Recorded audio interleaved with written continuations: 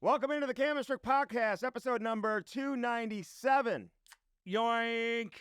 Happy Canada Day and happy 4th of July. Just going to say it right now. We love all you guys. Let's go. God dang. Does Mexico, they have a Cinco de Mayo? Happy Cinco de Mayo. Fuck, we already celebrated that a month ago. Is that their day, though? No, but why bring them into it? Because it's North Can't America. No. Nah, Why it's can't North no, no. America. Why can't we just celebrate Canada and the U.S.? Why do you have to mix in everything else? You want to talk about Ukraine? We're part of North No. America. It's U.S. and Canada.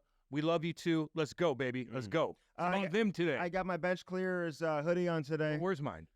You don't have one. Well, where's mine? Cam's upset he doesn't. Well, where's mine? I'm going to Lake of the Ozarks in a couple days. I need to represent you. Yes. Hoosier alert. Yeah, Hoosier. I'm going to be riding around $500,000 boats. God, such Hoosiers. Yeah, and wasting money. Oh, God, those Hoosiers that have $1 million houses on the cliffside. Oh, God. Give them money. Give them money. Poor guys. I got to use the phone real quick. See, he's going to be on his phone the whole time because he's important. Every swinging dick out there is fucking talking about trades and the insider now. Like, Andy's, like, doing his thing, but, like, everybody, I look on Twitter, everybody and their mother's tweeting about different trades going on. Just calm down. We got work to do. When is Mexico's Day, though? Don't know. I don't know. I don't live there. I don't live there. Oh, you don't? You don't live in Canada either. I did.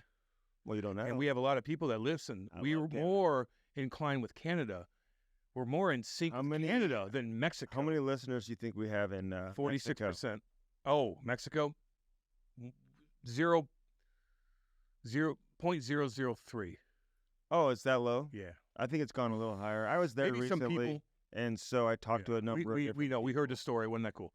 But I think that not many. I would say not many. We have more and probably... Can I ask you this? And today's the beginning of free agency, by the way. So there's a lot going on. Picture Mike. I'm organized. Get on your game. Yeah. Get on your game. I'm distracted today. Get on your game. We did an interview today. There's a lot of moving parts. Big Marcus Foligno. He is a fucking cool-ass dude. The whole family. Love them all, man. You know? I really do. And they're very tight. Yeah. You know, the Kachucks are tight. Yep.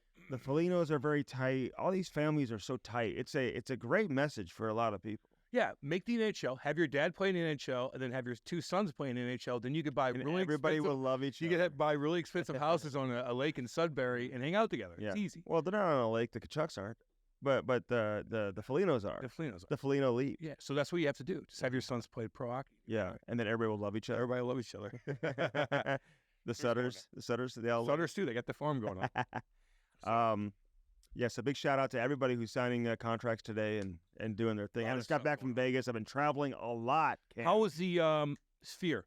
Amazing. Beautiful. Amazing. Beautiful. Yeah, it was great. Yeah. You know, wasn't the best setup in terms of like logistics for doing interviews. Don't and stuff care. Like that. Don't care. See, this is they.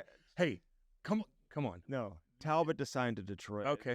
Talbot side of Detroit. Yeah. This is going to go out tomorrow, so everybody's going to know about that. Edmonton. Arbison, Edmonton, Stammer. The Nashville got everybody. Nashville got everybody. They got a new owner. It's over. They may be the coolest team in the league, though. I agree with that. I mean, between who they already had with O'Reilly and Forsberg and all those goalie cats. Too. They got the Cats. They got one of the best. Yossi. They're loaded. And now they get Stamkos, and they got the GM. They got the GM. They got the coach. Got the coach. They got the new owner. They're loaded. They get Marchessault. They got the Hawk Tui girl. It's kind of making me sick. It's just ridiculous. It's so disgusting. I'm not talking. So that one girl who went up on stage with the music, Hawk Tui. She started that. Yes, she got interviewed. She's like a hillbilly girl, and they're like, "Hey, she's not a hillbilly, I don't think." Oh God, you taught. Like the Edmonton Oilers girl may be a hillbilly. That's a Canadian hillbilly. This is a Nashville hillbilly girl. Whenever a woman is doing an interview and she's okay. She's got beautiful teeth. I don't know where her body looks. It doesn't matter. Don't be body shaming. Your body shaming. I didn't mean like that. That was kind of a body shame. No. You're right on that, Andy. I apologize. But anytime there's a woman that goes in camera and they're talking about sex and she's like, all you got to do is Hawk Tui. Spit on that thing. Have you heard someone say that before, or did she come up with that on her own? I've never heard that. I mean, like, I've heard of girls talk about spitting on wieners, but you do that in an interview, and then, like, they're asking her, like, hey, how do you get out from under a relationship? She goes, you get under another one. Yeah, she's kind of a hillbilly girl. I did not She's kind of a hillbilly girl. It's all good. We talked about that with Jordan Bennington the other day about being a Hoosier and a hillbilly and stuff like that. She's probably in that category. Okay. It's all good. Fine. Her mom and dad are going to look back Hoosier on like this. everyone knows what it is. No one knows what you're talking about when you say that. If you don't know what social media is, then maybe you are, aloof to what's going on with the huck to a girl. But if you have a phone and social media, then I don't know what the fuck. Nobody knows what Hoosier is what I'm saying. They know by now. We've been doing this for 5 years. They know exactly what it is. Didn't know. A Hoosier is somebody that's just like they got cars in their driveway, shitty ass cars. There's toys all over the place. They're loud. The guy's out there with no shirt on, his underwear, that spraying down the lawn. The lawn's 4 feet high. Like just shit like that, man. They're playing music all goddamn night, just being a Hoosier. Okay. That's all. Yeah. Well, a lot of people didn't know that, so I just want to make sure. Okay. You can get one of these. You can get one of these bench clear hoodies. Yeah. USAC. They have all the countries too. They've got They've got all the NHL teams and all the American League teams. Can you see this? Can everybody see this? This is a New Jersey Devils tank, so you can wear this on the beach. And so this is very nice too. Use the promo code Cam and Strict Cam. You get how much off? 20%. You got these bad boys. Look at that's old school. That's like Bernie Nichols, man. I was wearing that. I put all the American flags up around the house, and I was wearing my Devils. Did you? Yeah. Did you post that? No, I will, dude. Yeah. I will. Okay. Goddamn. There's a couple things I'm going to post. I got a few things I need you to do. There's a couple things I'm going to post. Like, don't worry. You need to really. It was a Sunday night. I don't want to waste it on a Sunday night. Well, no one's looking. Get it going, okay? Well, I will. Okay. And I'm going to be going on Lake of the Ozarks. I'll be wearing these things the whole time anyway. Get off your goddamn phone. Get off your fucking phone. Get off your phone. Dude, do you know how hot it is in Vegas? I'm not joking when I say it's the hottest place I've ever been to in my entire life. And I've been in Phoenix. I've been in the desert. I've camped overnight on the reservation in Arizona. I've been in some hot environments. St. Louis is one of the hottest places. It's not one of the hottest places. Not even in the world. Not even. Okay, well, Vegas is. It was 114. No, it's not. This is the hottest. They've had more days of triple digits this month, in the month of June, and now we're into July, than they have had at any time in their history. You're in a desert. It's all good. And now there's... No, it's the hottest I've ever felt. You know how when it's really cold, you can't go outside? You can't even walk across the street? Yeah. That's how I felt in Vegas, dude. I couldn't even walk outside. It's hot as shit. Now I know, but it's the most hottest place in the world, no. That's what you Don't said. give me dry heat and all that.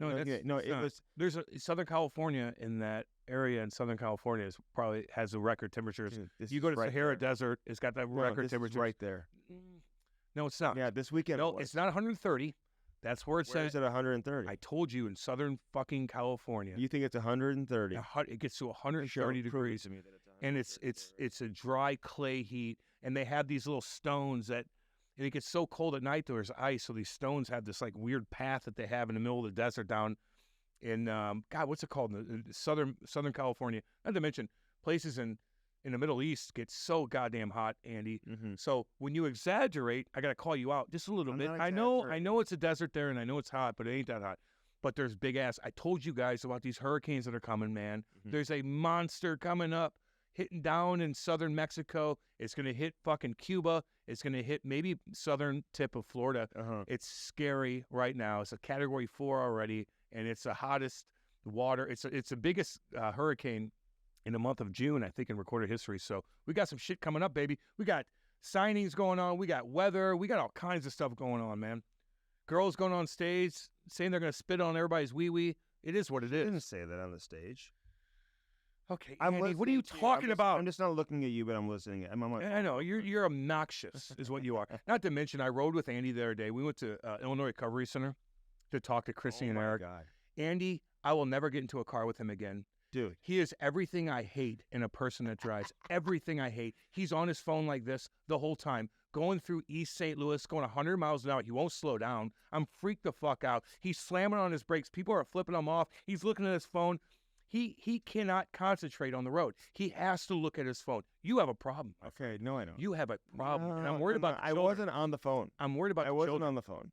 You were looking at your phone the whole time. It was, God. Was I really doing that? I didn't see that. I didn't notice. I didn't even notice doing that. You got a problem. Okay. And you need to fix it. Here's what's going on. I'm trying to focus on the road. Cam's. You need to fix it. Spitting like Listerine out in my car, dude. My car. Oh, that's what it was. Yeah, I had to go 100 miles an hour and look at my phone. I'm like, Cam's on. I'm like, throw all this away. He's spitting tobacco out in my car. Get out of here. You're destroying my car. You are a bad driver. No, I'm not. You are a bad driver. No wonder Lori gets on you for being a Oh, my backseat God, driver. yeah. Now I know. Yeah. I defended you on that. Did you? Now I'm going to defend Lori. Yeah. You are bad, and I worry about your children. Oh, God. said- That's embellishing, right? Now do you know what I'm talking about? These are the guys that you do not want to ride with. He is like this. Now I got to look at the. I have to text and tweet. Fuck that. Pay attention to the road. I was in an You freaked me out. unfamiliar and I didn't like it. area. That's why. You freaked me out, and I didn't like it.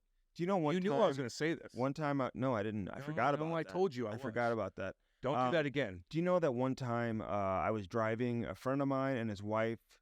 His wife is from Colombia, the country, which is a beautiful country. I'd like to go there, actually.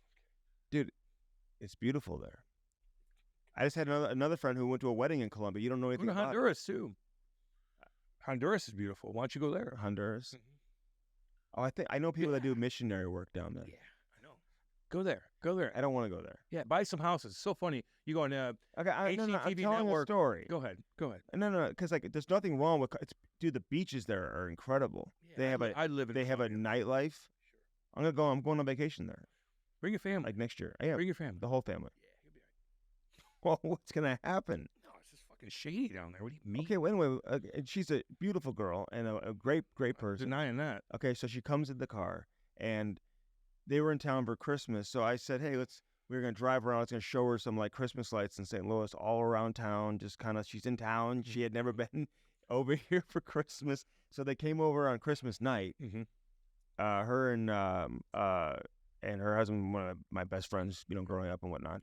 And so they get in my car to drive around, and we're driving and whatnot. Let's go. She gets car sick.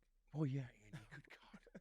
You are the worst driver ever. She had to get out. She's throwing up, Because you're on your phone and the she whole blamed time. my driving. And I was like, "What are you talking about?" Well, there's a common theme. in No, this. that You're was a bad, one-off. Dude. That was it a scares one-off. me. It scares Cam, me. you took me to an unfamiliar area. Fuck that, dude. You're on your phone the whole time. No, I You're gonna- was yes, you not. were the whole time. Oh, Guys, I swear on my doggies and my little boo-boo. I swear On on my who? little boo-boo. the cat. Willow. How old is this cat? Willow, Luna, and little Boo Boo, I swear he was out of control.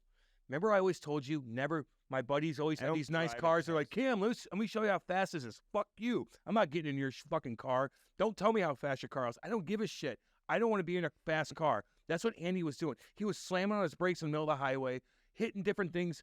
I go, turn right here. He even had the navigation on, but he's tweeting at the same time.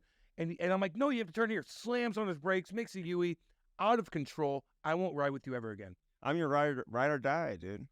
It's not funny. Ride or die. It's not funny. What's not funny? It's not, that's dangerous. Dude, you're embellishing. I'm not on my phone when I'm swear on driving. my family. In fact, I won't do that. I went home and I told Kate, I go, God, I was freaked out. Oh God! I go, she goes, You what happened? I are- go, oh my! Andy God. fucking put me in a weird spot mentally. Like I had, my vertigo came back. It's Dude, bad. I worry about you. I love you. You know No, I do. what? No, No. We're business partners. Yeah, I love you, dude. completely. I love your family. That scared me, and I worry about you. I'm a You great drove driver. fucking dude. fast, dude. Real fast. You can see my peripheral vision and Jesus. my. That's It's all why good. It's all good. No, that's why No, I'm no, able it's to all see good. things on the ice. We got Like, things to I talk can about. make I don't want to go. plays. I don't want to go that far. You into it. went there, and Yeah, but you're it just creating popped in my head. false perception. Swear to God, Dude, he Swear didn't to say a word to me about this. So now all of a sudden The he's whole time. traumatized. get out of here. Calm with yourself. Get on with yourself. What are you doing for 4th of July? What are you gonna do Well, it's supposed to rain all day. on Wednesday and Thursday? I know. Yeah, well, Thursday's 4th of July. I know. But we have the well, whole I mean, weekend. We have the whole weekend. That's so- that doesn't count. Hey, Okay, so what are you doing Cam all thinks weekend? the holiday's the whole week. See, now you're trying to chirp again. What are you doing for 4th of July? Well, it's supposed to rain, but we have a couple of pool parties that we're going to. Okay. One during the day, one at the evening. Racket Club? We may go there early because the kids want to go there. They have a lot of stuff going on for the families and stuff. Were they bummed about the debate at the country club? The Creed 4 Racket Club? Were Well, they like- no, because I think a lot of people feel the same way. Were in they like, regards to Joe the Biden debate. did a good job? Can you believe they're like arguing about their golf game? It's hilarious. Is that real? Yes, that's Trump. Dude, Like, that's what he No, does. it's both of them. They're both stupid, dude. Although one's way dumber than the other, but they're both. If you're, it's so funny. All the Canadians are chiming in on Twitter too during that whole debate. But it's funny to me. Like Are they watching that? everybody's like, I can't believe Biden was like that. Well, what do you mean? Look at him. He's been half dead for years now. For years. You guys didn't know that? You didn't know that was coming? They fucking jacked his ass up too with all kinds of different fucking meds. I would love to take whatever he had. I'd be fucking rocking and rolling for days, man. Cleaning my toilet with a toothbrush. That's the shit he was taking. And he still couldn't fucking say one sentence. It was bad, really bad. But that's what you expect. But the orange man's bad too, so people might still vote for Biden. Although he's probably going to drop out and somebody's going to jump in there. So it's just a bad look overall. Fighting about golf. Do they have debates in other countries too? Quit looking at your phone. You know what? Yeah, they every contract that comes in at $750 or $950, guess what team it is? Nashville? No, Nashville. Their owners write checks. Toronto? Hell no, they overpay for everybody. Wait. Say that again. They gave Tanev. Wait, time out. What they give Tanev? What was the question again? I'm sorry. Every time I see a contract come through that says it's for $950 or $750, which is cheap. Seven. Oh, gee. Who do you think it is? Blues? No. I don't know. Chicago? No. Then what? It could be any Carolina. Oh, cheap ass. The cheapest. They are the cheapest team. Yeah, I should have got that. They lost out on Gensel. They had Gensel. Yeah. They offered him 8 times 8. Apparently he agreed to it, but then Tampa Bay comes in and gives him $9 million per year. Yeah, but, okay. But you know what? And listen, Carolina's a good situation and whatnot. But and they've got some good young players and whatever. I feel like the door is closing. I keep saying that about Carolina. Your window's not going to stay open forever. You've had your chances, and you just haven't been able to break through, which I'm not going to chirp you for because it's hard to do. Of course. I mean, cracking through is difficult to do. But if you're Gensel, go to Tampa and just jump on that power play with Cucci and Hedman. Cucci seems like such a good time. When he's doing all these awards and stuff like that in the All-Star game, like he just puts 100% having a good time. He puts 100% in everything. What a miserable show. No, like that whole show. Did you watch it? I texted you. Didn't even know it was on. I don't think. Yeah, I texted you. I'm like, turn it on. You're like, I'm watching the debate. I'm like, the debate doesn't start for another hour. No, I was watching a pre-debate. And there is no pre-debate. It's not like a pre-game show. Okay, yeah, there is. All day pre-game show. What are you talking about? Do you think that Biden knew all the questions in advance? Probably. Well, then Trump did probably too. You know, okay. They both fucking cheat. They both lie. Mm-hmm. Biden lies probably more. I don't think so. Based on the fact checkers, they were saying that Trump lied more. Are you out of your mind? Did you not watch the post-game shows? Listen, Biden's been lying about shit for fucking years. They all do. It's crazy. It's such a bizarre situation. It's actually kind of embarrassing, to be honest with you. But we'll see what happens, man.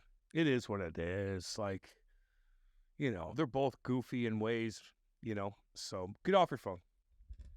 Get off your phone. Just stay on top of things.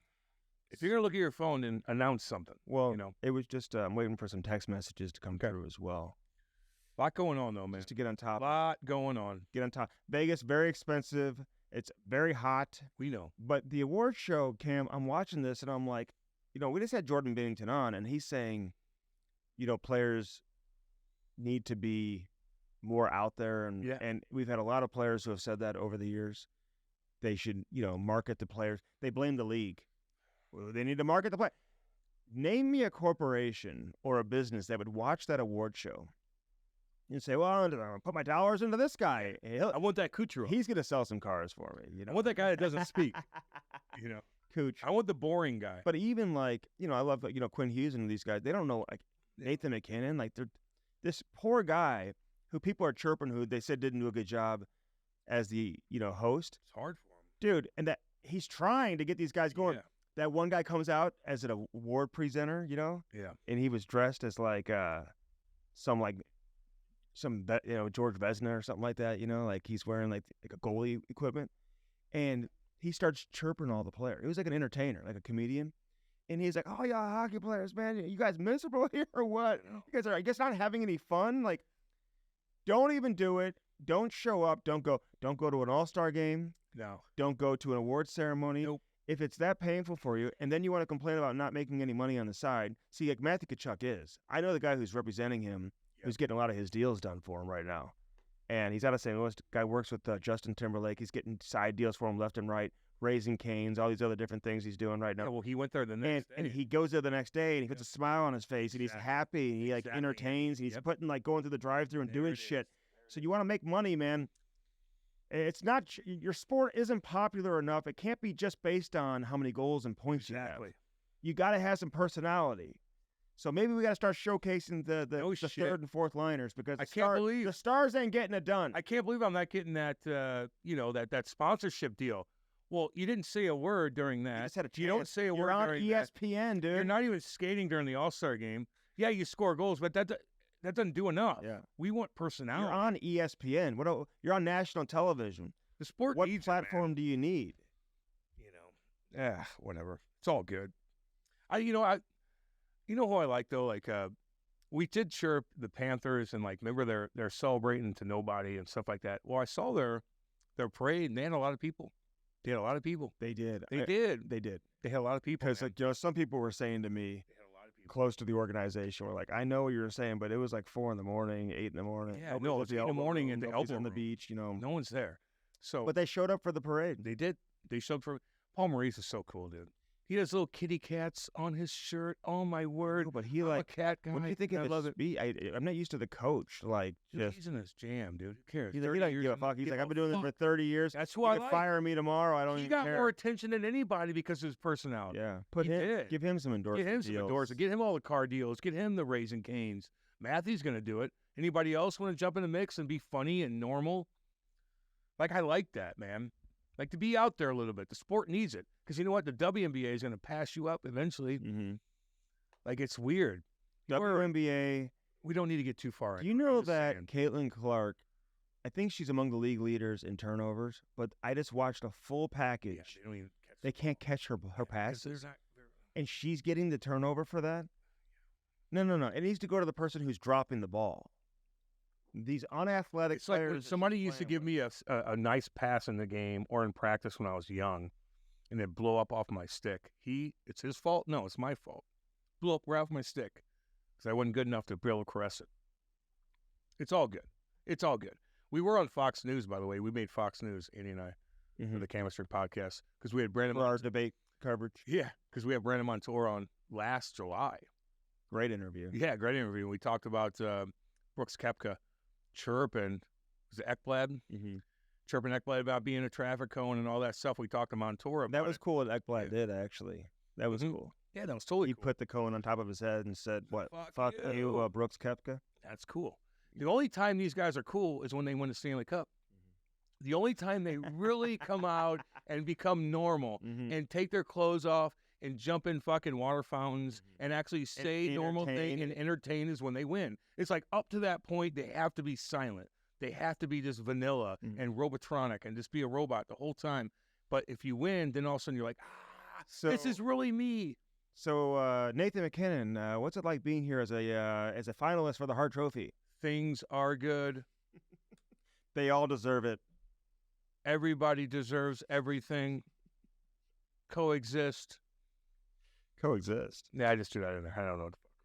If you have a coexist bumper Kucherov, but you're probably going slow. But the host, he put like a beard on. He was doing like this Russian accent. He just couldn't play ball with him. Coochie, you just got Coochie smile. That tells you right there, then and there, because he took so much heat. Yeah, and got completely bashed for how he acted at the All-Star game. Yeah. That tells you right there he doesn't give a shit. He doesn't give a fuck, dude. It's fine. And I love him as a player, man. Me too, dude. And he's probably cool as hell to hang out with. So I would actually find some creative ways to have him actually endorse my products get him on in a hilarious manner. You know what I'm saying? I'm Coochie. This is a product. Here you go. Boom. I'm out. Yeah. Something like that. Maybe that works. It might work. But he's just like, get me the fuck out of here. Then they don't go. Somebody else go. They all want to act like Quinn Hughes. Poor guy. He's just like, they're like nervous in front of everybody there. You know what I'm saying? Yeah. It's all good, man. We're just shooting shit. Doesn't matter. Mm-hmm.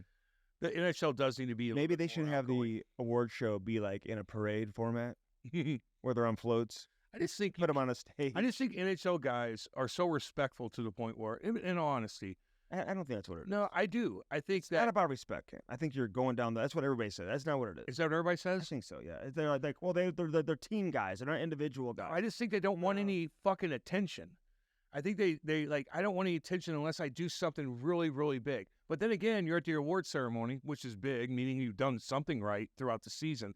But I think the ultimate goal is the Stanley Cup, and unless they get to that point, they're going to be a shell of themselves. Somebody had the idea. So is that respect? I don't know. Maybe I'm wrong. How about they have a bunch of like people who do hockey podcasts host the show? Yeah. They're not. They want the Disney guys in there or whatnot. Somebody that knows what they're doing. And I don't know. Listen, it ain't that big of a deal. It is what it is. It is what it is. What are you looking at now? Fogel just signed with LA. I thought maybe he'd be on the Blues radar. Oh, really? Blues got work to do, man. The Central Division. Chandler Stevenson. Where'd he go? Hasn't signed yet. But the Blues were in on him a couple days ago, showing some interest, and then it kind of like. And this is coming out tomorrow, by the way. So it's just like, it is what it is. But Patty Maroon goes back to Chicago. For a year? Or goes to Chicago. Yeah, he didn't never been back there, but yeah. That's a place for him. Yeah, absolutely. Chicago's just like, go whatever. With the big kid, man. Chicago's like, we're just going to be as entertaining as we possibly can, as we're terrible. Yeah. Until we become good again. Yeah, that's fine with me. And just entertain. The guy offered Connor Bedard a fake ID, I think, at the award show. Did you miss that part? I missed that part. I came and didn't watch it. But Connor Bedard, the Andy is making fun of me for not watching the NHL award show. Like, are you out of your mind? When there's a debate, the future that afterwards, the future face of the league, and he doesn't know what to say either. Cam, this poor kid, he doesn't. He's young. He's a young guy. He's a young kid, man. But keep looking at your phone. It's good for the pod. I'll give Josh Dunn a shout out because I reported this earlier today. He got a 2-year deal with Buffalo. All right. And a one-way deal in the second year. He's a St. Louis kid we love. We love the Dunn family and all that stuff, so that's why. Mm-hmm. But yeah, there's a couple of big trades going on. Nashville's doing their thing, man. Like, they're just doing it. They're signing. They're only trading. They're signing. They're the ones like, what's up? Like, okay. Stamkos goes there. Stamkos is like, because that was true. The report that was out there of Tampa Bay offering him $3 million a year for 8 years. I think he just got $8 million a year over like 5 years, 4 years. 4 years. Yeah. Got $8 million a year. Like, what? Well, I love you, Tampa. Hey, exactly. Yeah, Tampa got Gensel. Yeah, at some point you got to turn the page. Yeah, just dude. You got to turn the page, man. He did a lot for you. You got two. He was at his best with you. You got him. Correct. You got him when you. Yes. And now he's gonna go to Nashville and probably support that cast pretty well. Oh yeah. But I don't mind that, dude. That's business, man. Yeah. People are chirping Tampa. It's like, fuck, they got to do what they got to do too. They get a younger player in there. Now, is he Stamkos? No, but he's going to score you some goals. He's a proven playoff guy. All right, so let's get back to the debate real quick. Yeah. Couple of questions for you. It was very goofy when they were fighting over there. I liked Kamala's her reaction to it after. She's very upset because she's a good. They're talking about very well spoken. Right off the bat, they were talking about replacing Joe Biden and getting a new candidate in there to represent the Democratic Party, but she was not included as a potential candidate, and she's not happy about that, according to my sources. There's a lot of things that have to go on. Joe Biden has to agree to that. Do you think he will? Yeah, I think he's going to get forced. I think Obama's kind of like. But I think Jill Biden's the one that's keeping this damn thing going. I mean, they got all the power. Dr. Jill, sorry about that, Dr. Joe Biden. Yeah. But they got all the power in the world right now. Why you would just let that go? But on the other hand, as a wife, like. My wife saw me and I couldn't handle anything. Like, why? You have all the money in the world. You're okay. You have a lot of shit that's going to happen to Hunter. And why are they putting him out there like that? Because it's almost sad. It's not really that funny. I know you think it's funny.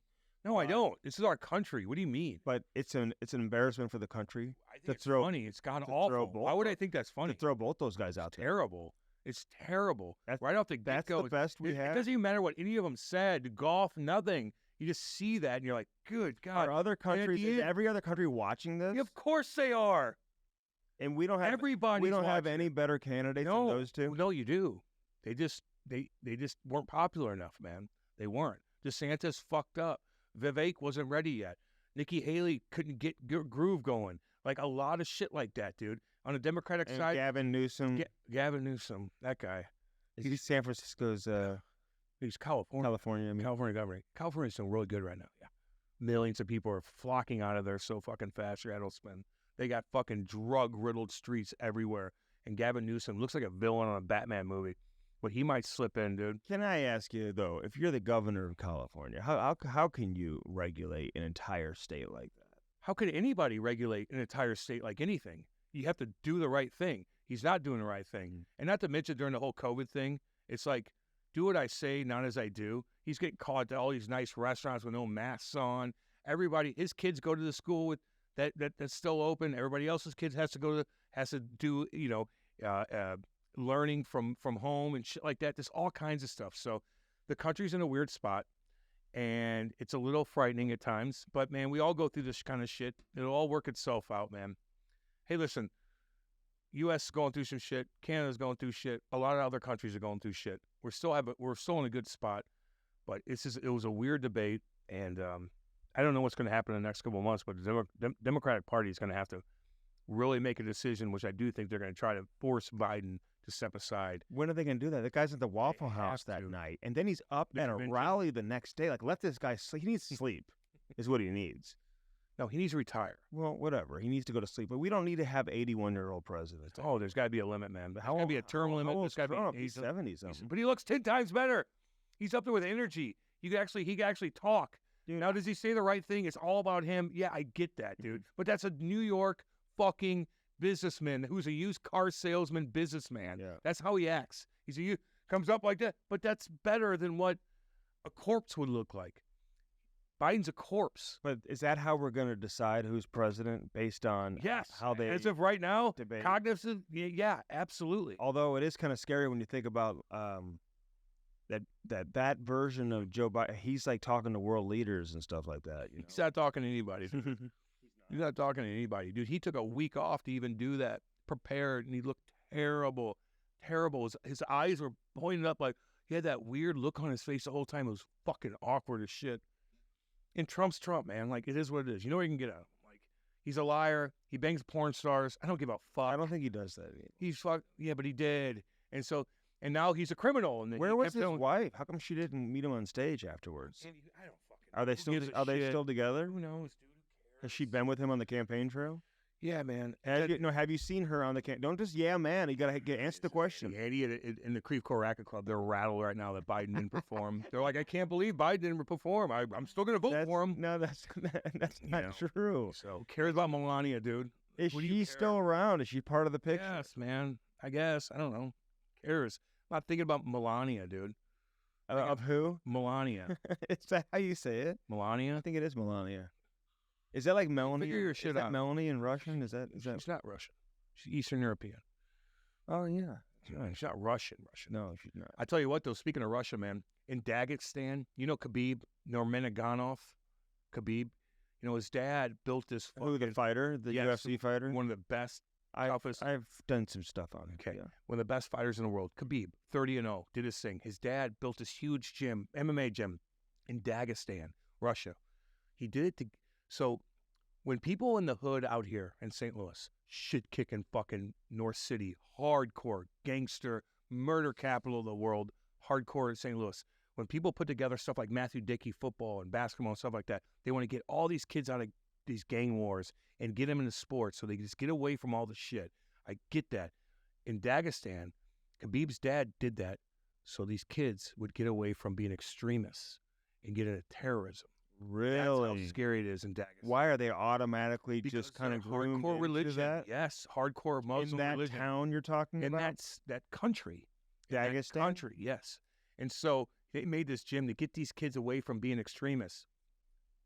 But the guy that shot up 20 people and killed 20 people the other day in Dagestan and cut off a priest's head.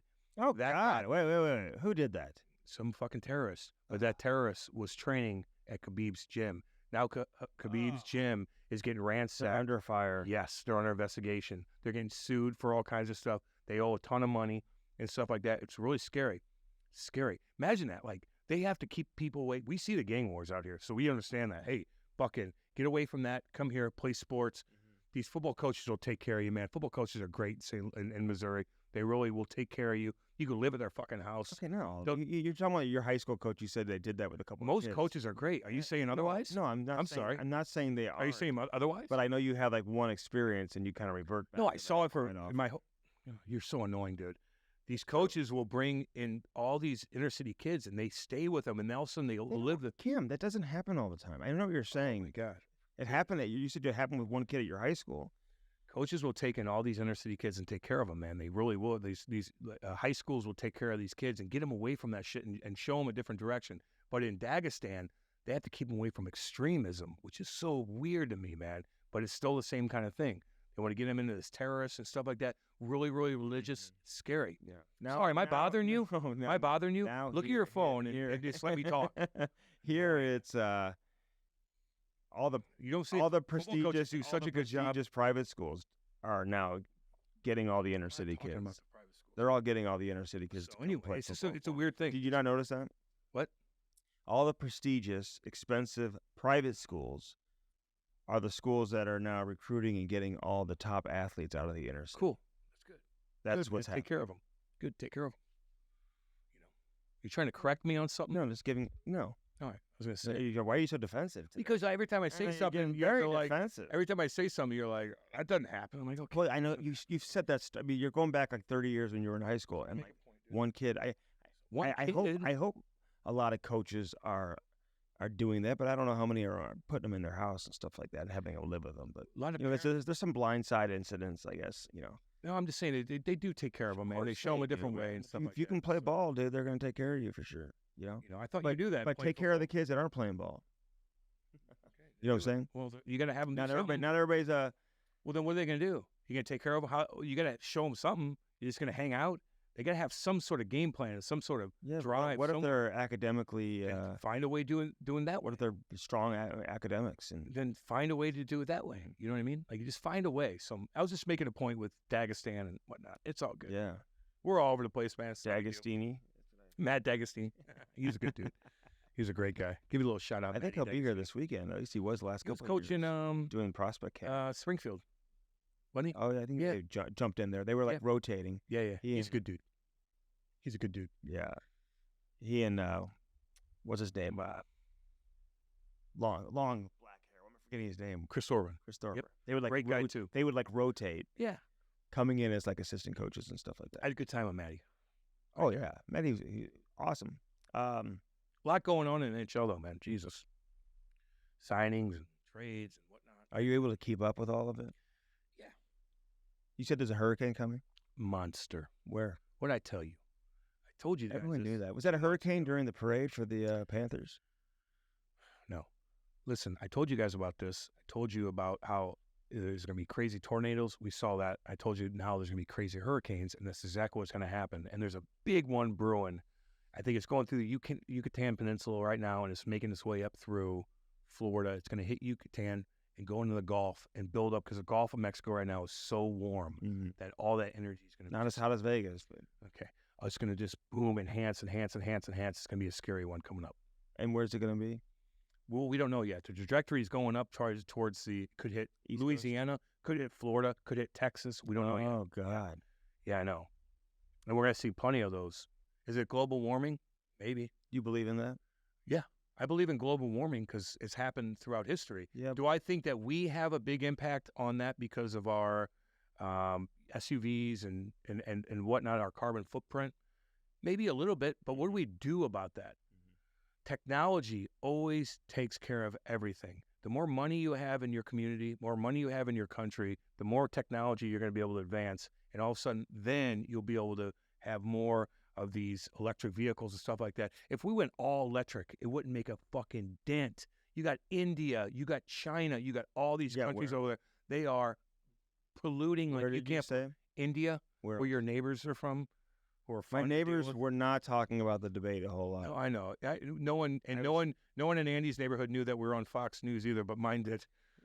I know. What are your neighbors talking? The old lady next door? Yeah, What'd she say? my stupid neighbors that live in $1 million houses that have lovely jobs. They're so dumb. I What know. did they say? They're like, hey, you didn't know you're on Fox News? What they say? Like, I read an article on Fox News about, and Camus Strick got brought up about the Conehead, yeah. about the cone head, And I'm like, oh, cool. I didn't even notice it. So Brooks Koepka, has he released a statement or anything? Do we know? I think they're. we know his reaction. I think they're fine. I don't think they're that. But Brooks Koepka, He was at the game 7, I believe, too. yeah, but like that night, which was, I guess, was it the year before in the playoffs? But did you see his eyes? Remember, Brooks is like this, and he had the cone like this. And his eyes look like you look like at 3 o'clock in the morning at the Lake Ozarks. You catch my Tell that story about that guy we met at IRC. Oh yeah, we can't talk too much about it, Andy. No, I know. No, you can't. No, so But- what do you want to fucking say, dude? Well, here's what you say. So there's a listener who we met, and the IRC guys were like, "Hey, you should come down and meet this guy because he heard about us from a different state. I mean, Michigan. yeah, from Michigan. Yeah, you can say that, right? He was the funniest guy I've ever So met. anyway, so he said, they were like, they brought him in the room, like, come meet this guy, whatever, just because he told the guys at the facility, like, I heard about you from the Cam and Strip podcast. So he just showed up, basically, came down and showed up, whatever. And he's almost out of the. He's out now. He's doing fantastic. He's out now. I don't think he is yet. I think he was like 2 days. Oh, he was like another yeah. week or so. Well, it's 2 days because I actually listened because you were on your phone the whole time. But it was good to see that. Although he's been through 7 different facilities throughout the years, man. He's an alcoholic, and when we had him down, he said, I kept hearing you guys talk about Chrissy and Eric and how this place is and how you get work done, and I just had to get down there. And he did. He's like, I've never felt so damn good in my life. Yeah. He's like, every other one, man, they were just different. They didn't care. They did this. This place cares. This place cares about you. They care about you. And I was just, it made Andy and I feel great, man. So if you need a recovery center or whatever, check out IRC. Illinois Recovery Center. Chrissy comes in and goes, how's this? And he's a big Detroit fan. Chrissy goes, April 1st, the Blues play Detroit. I'm going to fly you down. And I'm going to take you to the game. I'm going to buy you tickets. But you got to be a year sober. You got to be sober till then. Well, till then, you got to be. You got to be sober as part of the deal. He said that was a deal. And you'll go through the whatever to prove that. And he's going to come down and hang out with us at a Blues game. And I think that's pretty damn cool. Yeah. That's what Chrissy does, man. They fucking care, dude. They just care. They do. They do a damn good job. That's the IRC right there in Swansea, Illinois. Remember the place that Andy drove me to and I almost got my vertigo back. Like, he's one of those guys you don't want to have in the car with you because no, I don't want to drive with you. Just like, he's like a woman in the car next to you, and he's making a mess, dude. I'm like driving, and he's like spitting like the Listerine all over my car and like and tobacco. God, you are. I worry about you, man. I really do. With my driving. Like, what the fuck is that? Not how I drive. Get out of here. You're sending false perception. I swear to God, that's what happened. Maddie, I swear to Maddie. Maddie knows I would not do that. Maddie's like, go fuck yourself. I swear to God. I swear on my dad. Put it that way. Oh, really? Yes. Good. I'll throw him in there. You scared me because my dad wouldn't want me driving with you. How? What do you think I'm gonna get in an accident? You almost did 15 times. Do you mind? You know my driving record? I want you to live because I love you. My driving. You're my brother. No, seriously, you are, dude. You're my little brother, although you're older than me. Yeah, but my driving. I worry about my you. driving record is immaculate. Wow, that day you were out of your mind. Then. Well, John, I was in a unfamiliar You territory. need to calm down. And I was like, I just got back in because town. it was like there's leaving trades town again. happening and stuff like that. Andy's just like, I gotta look at everything. Holy fuck, I can't deal with that, man. You worry me. You can deal with No, you worry me a little bit. You do. It's all good. You worry me a little bit. But yeah, anyway, that I don't know. A lot of shit going on. What kind of glass do they have at the zoo and stuff like that? What, Don't know, Andy. No, 'cause Why would you ask me that because question? they have like tigers and lions that'll do a running start and charge right at the glass, trying to kill these little kids and eat these little kids. Their thick as mouth is It's open, thick like as hell. I know. I saw those. It's thick as hell. it can't break it down. It's thick as hell. Nah. It's thick. Thick glass, dude. Look at the glass on these skyscrapers with all these fucking huge windstorms going on. Thick glass, dude. So don't worry about that. Okay. You're okay. Worry about your drive. What'd you think of the draft and Macklin Celebrini going I first? don't know, dude. I didn't even watch it. I was worried about the debate, to be honest with you. The debate was not the same day. Wasn't it? You're still worried about the debate. No, that was the day of the awards show. Oh, yeah, that's right. Oh, Friday that's night was right. draft. Yeah. It's all right. Joe Thord went up there and did a sing of slaves. Yeah, that was cool. I thought the Sphere looked great. What'd you think of Buffer? You know, the Yeah, going up for the who was it? Flyers. Flyers. That was cool. Totally cool. They're gonna get their Russian kid back. on. Yeah, she's going through a rough time too. But she looked great. Okay, No, I'm just saying she looks great. She's like, it looks healthy and that's fine. But she's not though. She's not healthy. No, she's not. going through a She's tough dealing time. with it. So for her to support Even the country star too, supporting what's in Shania Twain and all that stuff. Like we love that, man. What about her? No offense, hockey. You need all the help you can get when it comes to celebrities and stuff like that. You got Bieber, you got Celine Dion, Charles Barkley. Barkley. You're lucky you got Barkley. They're like, we got to bring Barkley on. Dude, so I saw PK. Yeah. And I had a good conversation with him. But like one thing he said to me, I did say, hey, I was like, when are you gonna jump on with us? He's like, call my agent. I was like, okay, well, that ain't happening. I mean, it ain't that big a deal. You know what I'm saying? Like, that's cool. I mean, just come on, dude. Like, hey, calling your agent. Call my agent and talk to my assistant and do this and do that. I'm like, okay. Yeah. Okay, Grenner. Yeah. You know? No. Gretzky would say, text me. Gretchen's like, text me. Can you come out for our 99th episode? Yes, I can. Yeah, but Subban, we got to go through his agent. Wow. Stevenson. He got 7 years. Chandler? For Seattle. Damn. They also got Montour. Yeah, I saw that. That's our boy, too. Yeah, Montour's cool. Yeah. Didn't have a great year this year, but he's coming back from injury. Winner. So maybe that was an outlier from a year before where he put up like 70-something points or whatever. Yeah. He's a hell of a player, though, man. Blues or anything?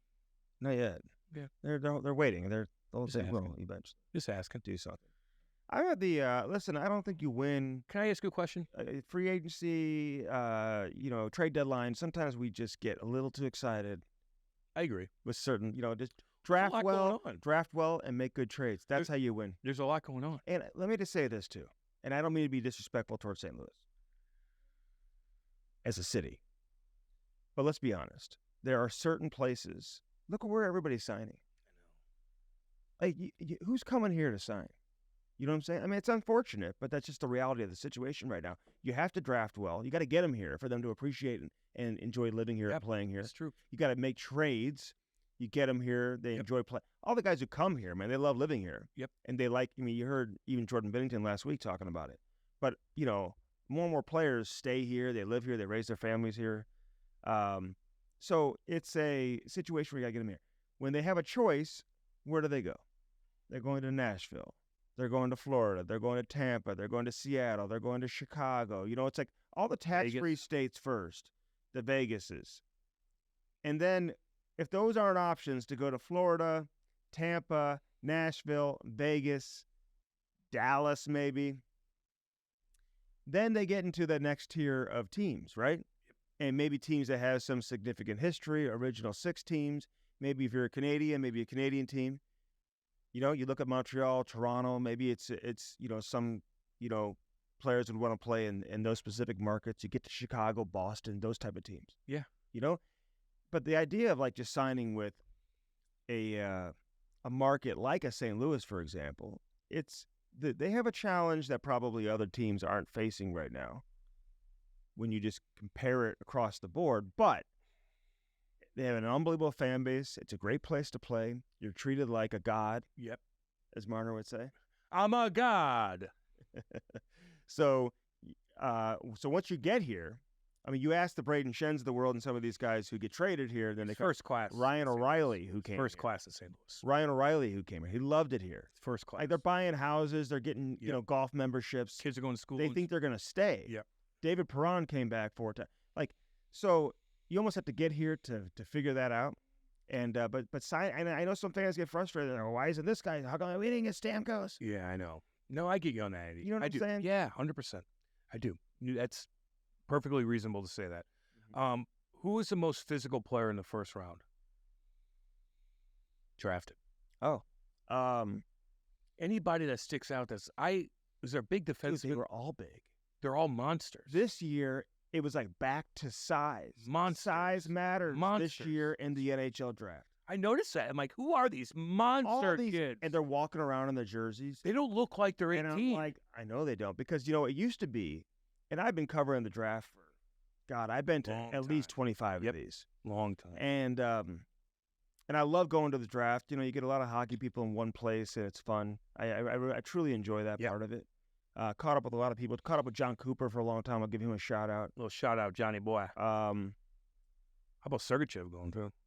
Sergachev, Utah. Utah may become a destination. Did you hear about that? And Nashville too. They got a new owner too. So Did you hear about that NBA guy that married his babysitter? That's like 10 years older than him. Yes, and she groomed him from Duke. I know. And now is he a Mormon now? I don't know. Well, Hey, and the Mom and fan Dad, you going out to supper again? I need a babysitter. Imagine that. And she Oh. comes over and you're like, and she's probably like Where's flirty. the babies? She's flirty with you. And she's like 8 years older, 6 years older. What is it? Something like that. She's flirty with you. You're like 13. How do you need a babysitter at 13? No. How old was he? 12? Some people treat their kids like they're like. At 12 years old, I was getting like, oh, I was getting kind of feeling those feelings. Were you? At 12? Yeah, for sure. Because I was playing AAA. And I remember that. Maybe a little bit. And like, I remember seeing my Oh, teachers. you think AAA that makes you feel that way? No, I just remember the age, and I was playing. And I remember being like in middle school, like looking at my teachers, even though they weren't that good looking. And I'm like, God, they're so hot. And I'm like, imagine your babysitter was hot. She's babysitting you and flirting with you when you're young. Wow. And now she groomed you, and now you're with her. Really weird. What's that guy's name? Forgot. It's got a name that it doesn't resonate. I've read his name 15 What's she look like? I didn't even see a picture. I don't know. But these people that take you away from your family. Interesting.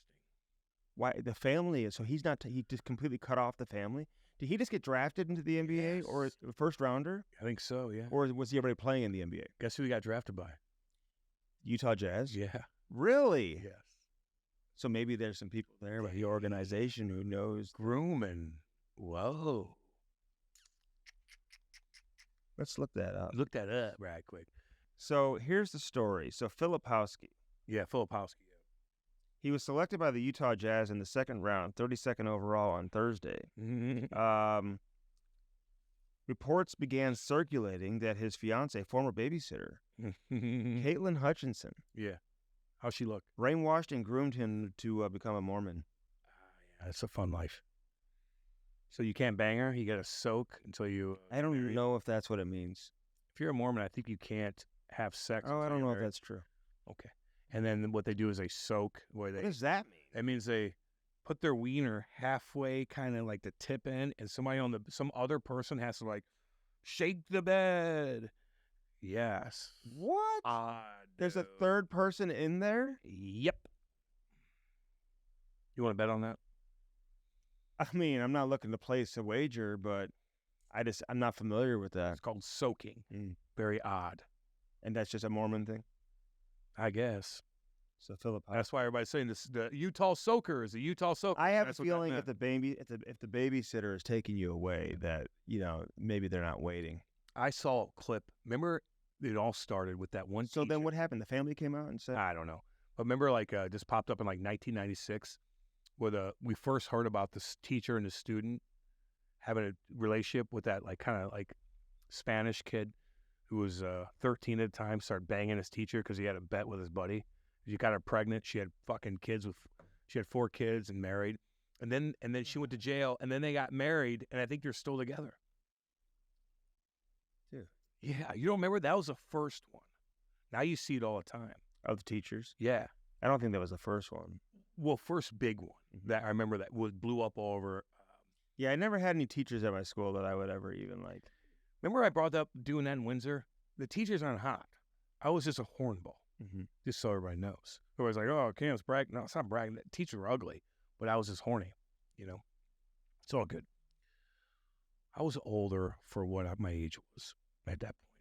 So, Ryan Lumber goes to Calgary. dang. He was like body surfing and stuff like that during the parade. Oh, yeah. Yeah. The Lamborghini. Yeah. I am glad that that the fans turned out in that parade. Yes. It looked cool. Even in the rain. Because if they didn't, man, NHL would be chirped so bad, and then they compare it to the WNBA, and it's like, So where do you rank their celebration in regards to like they did a good job. Washington, St. Louis? Oh, Washington kind of started this whole thing. They started the whole thing, which they were crazy with Ovi. And that was a cool ass team. Like they Ovi and Oshie. had legit Yep. Carlson, all those dudes. Those guys were getting bout it.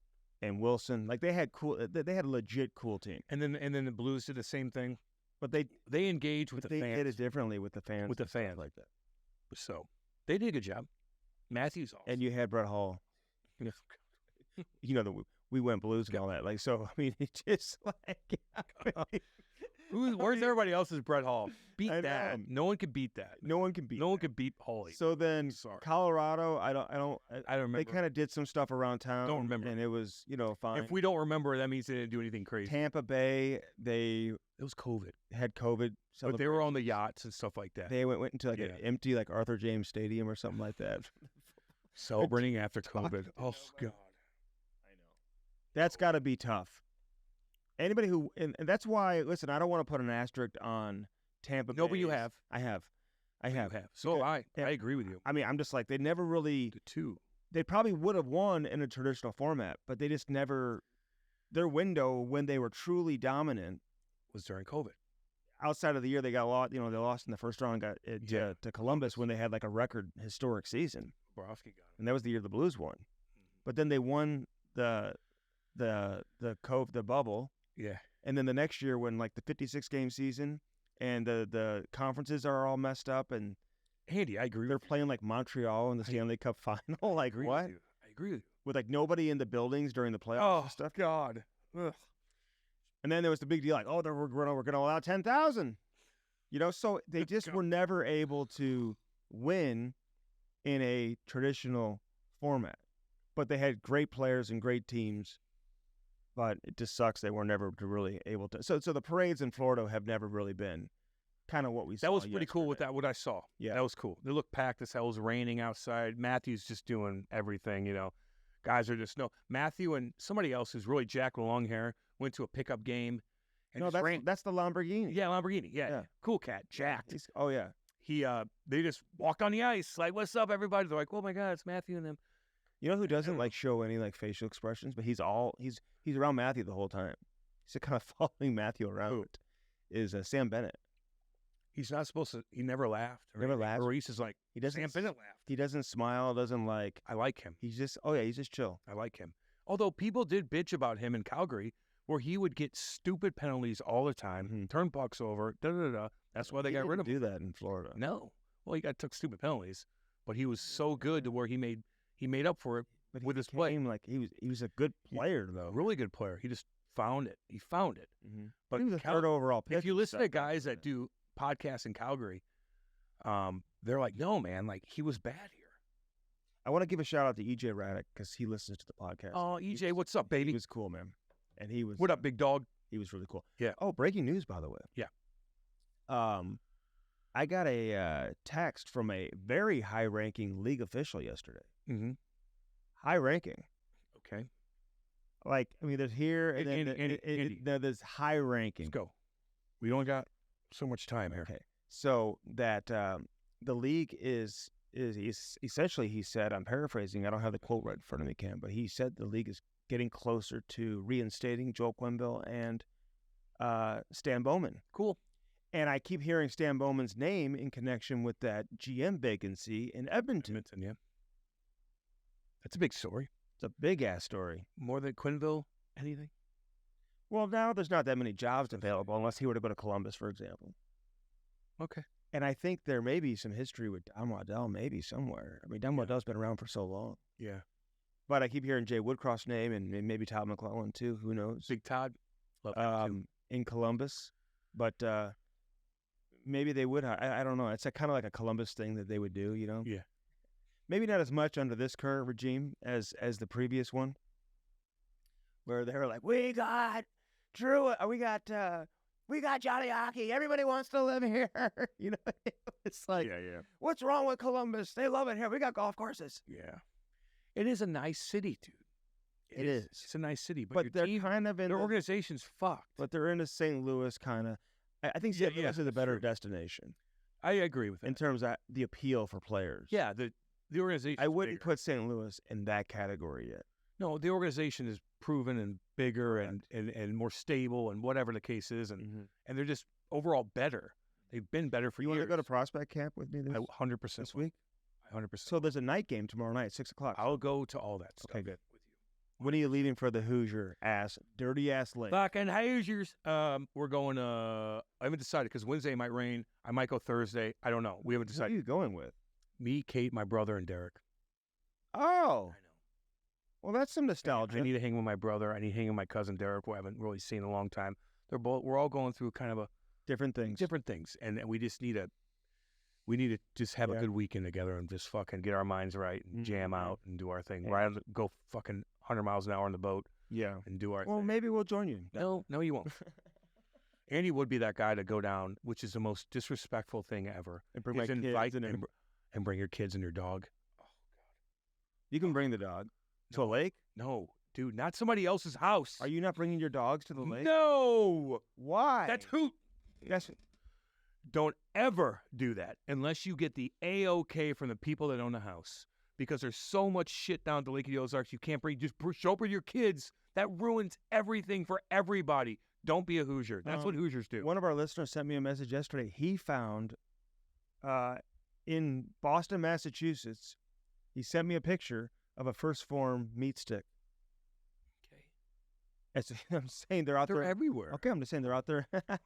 So look Breaking for these. News. Look for these. Yeah, the First Form people are like, yeah, we look for these in Massachusetts. We're out there too. They're everywhere. Do you know how good I feel, by the way, since I've been doing First Form? You know what I did this morning? I'm going to start doing it because my face It's changed my life. My face looks beat up. So, bloated, maybe? Somebody told me you look bloated. I do. I'm like, wait. I'm like, no. He would say that. No, I'm like, no, he doesn't. And he never, texts me anything positive. He only texts me what he hears from other people. That's not true. You know, I don't even tell him half the things I fucking hear. Go ahead. Right? Well, you were saying that. The collagen. Oh, dude, you look so good. Your skin looks great. Oh, shut up. Don't pander now. Listen to this guy. He's fucking chirps Your me color looks great. The collagen, I put it in my coffee every morning. Kate started doing it, and I'm like, I'm doing it. The powder? If you want your face to look good, take the goddamn collagen. Seriously. Your hair, your skin, your nails, everything, dude. Collagen, put it in your coffee. Yeah. It's got so much stuff in there, dude. And you can't even taste it. Yeah. You don't even know it's in your coffee. But so go do that. I will say this, doing the level 1 protein. Yeah. The fruits and the greens, the multi-factor. I feel like a new person. I've never had more energy in my life. I know. I've never felt stronger. I know you could probably put me on the ice to close out a game right now that I would not have been able to get the puck out before that I probably could now. Yeah. No, you'll get the puck out. You'll get the puck out. No, but seriously, you do feel better. So if you want to feel good, then go to First Form and look at all their stuff they have. Go to First Form /Chemistrick and pick out what you want. What do you want to feel like? You want to feel good? You want your face to look better? You want your skin to look better? You want your mind to fucking flow right? They have everything. They have something for everything at First Form. But you have to go to First Form. Something for everyone. firstform.com/Chemistrick. Yeah. Say that again. firstform.com/Chemistrick. You got to use our link, people. You have to use our link, man. Go find that stuff and use it. You want to feel better or not? It's that simple. And if you send it to other people, say, hey, check out this, send our link along with it. Absolutely. And then maybe if you take a picture and send them the receipt that you guys bought something, maybe we'll send you something. Look at this. We got all kinds of different gear, whether it's First Form stuff, whether it's pucks, I have way more gear than you do. Yeah, because you keep it all. Whether it's one of these summer shirts that are jersey shirts that we call it, whatever you guys want, we're going to create something, but you have to send us a receipt, man, and be like, hey, guys, check it out. Tag us, tag First Form, and just show, hey, this is what I'm buying. You guys talk about this. This is what I'm buying, so that's what we want you to do. Please. Thank you. Actually, no, just do it. You want to look better? That's what you do. If you want to look better. And you do look great, man. I mean that. No, you don't, Andy. Damn, why? That's why. No, see, I can't even give you a compliment. No, because you're not sincere. I'm very sincere. No, you're not. It's all good. Don't pander to me. No, you look great. These are 100% licensed by the NHL and the AHL, which is cool. And the AHL has a bunch of cool logos and unis, man. And I like wearing What's stuff the that no one promo code else. For these? Chemistrick. And you save what? 20%. It's pretty good. Yeah. Vince clears. Today, you might be able to get it by 4th of July. Vince clears. Yeah. You get the USA tank. They sent me. They got hoodies too, and they got shorts and all that. I'm wearing the USA hoodie today because it's 4th of July week. Yeah. So I thought, is the U.S. your number one country? Oh, 100%. Oh, okay. Although I liked Canada, I was enjoying my time. I love. What's your top 3 of my countries? Yeah. That I've been to? No, just top 3 overall. Meaning the top 3 that you would live. If you couldn't live in the U.S., what's the next? Okay. Country? Well, let me. It's hard to come up with just 3, because I do love Canada. But I'm gonna say outside of North America, because Mexico, I got a lot of. You would live in Mexico? Well, I got a lot of close people in Mexico after my last vacation. Yeah. So can we exclude North America? Ahead. Sweden's always very close to me because my mom was born and raised there. Sweden's a good country, man. Damn right. Beautiful women. Beautiful women.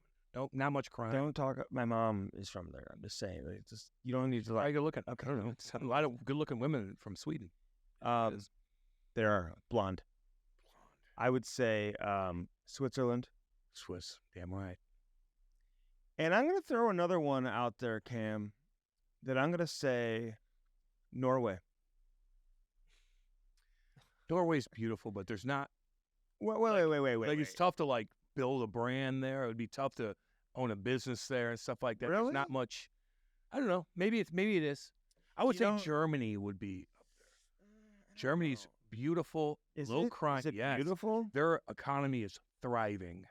Germany. You could build a small business there easily. There's a lot of money coming in and stuff like that. Bora Bora would be cool too. Yeah, but that's for like vacation. Like you're gonna build a hut there. What are you gonna do? I in Bora watched Bora? a movie on the plane, Couples Retreat. Yeah, It's a good movie.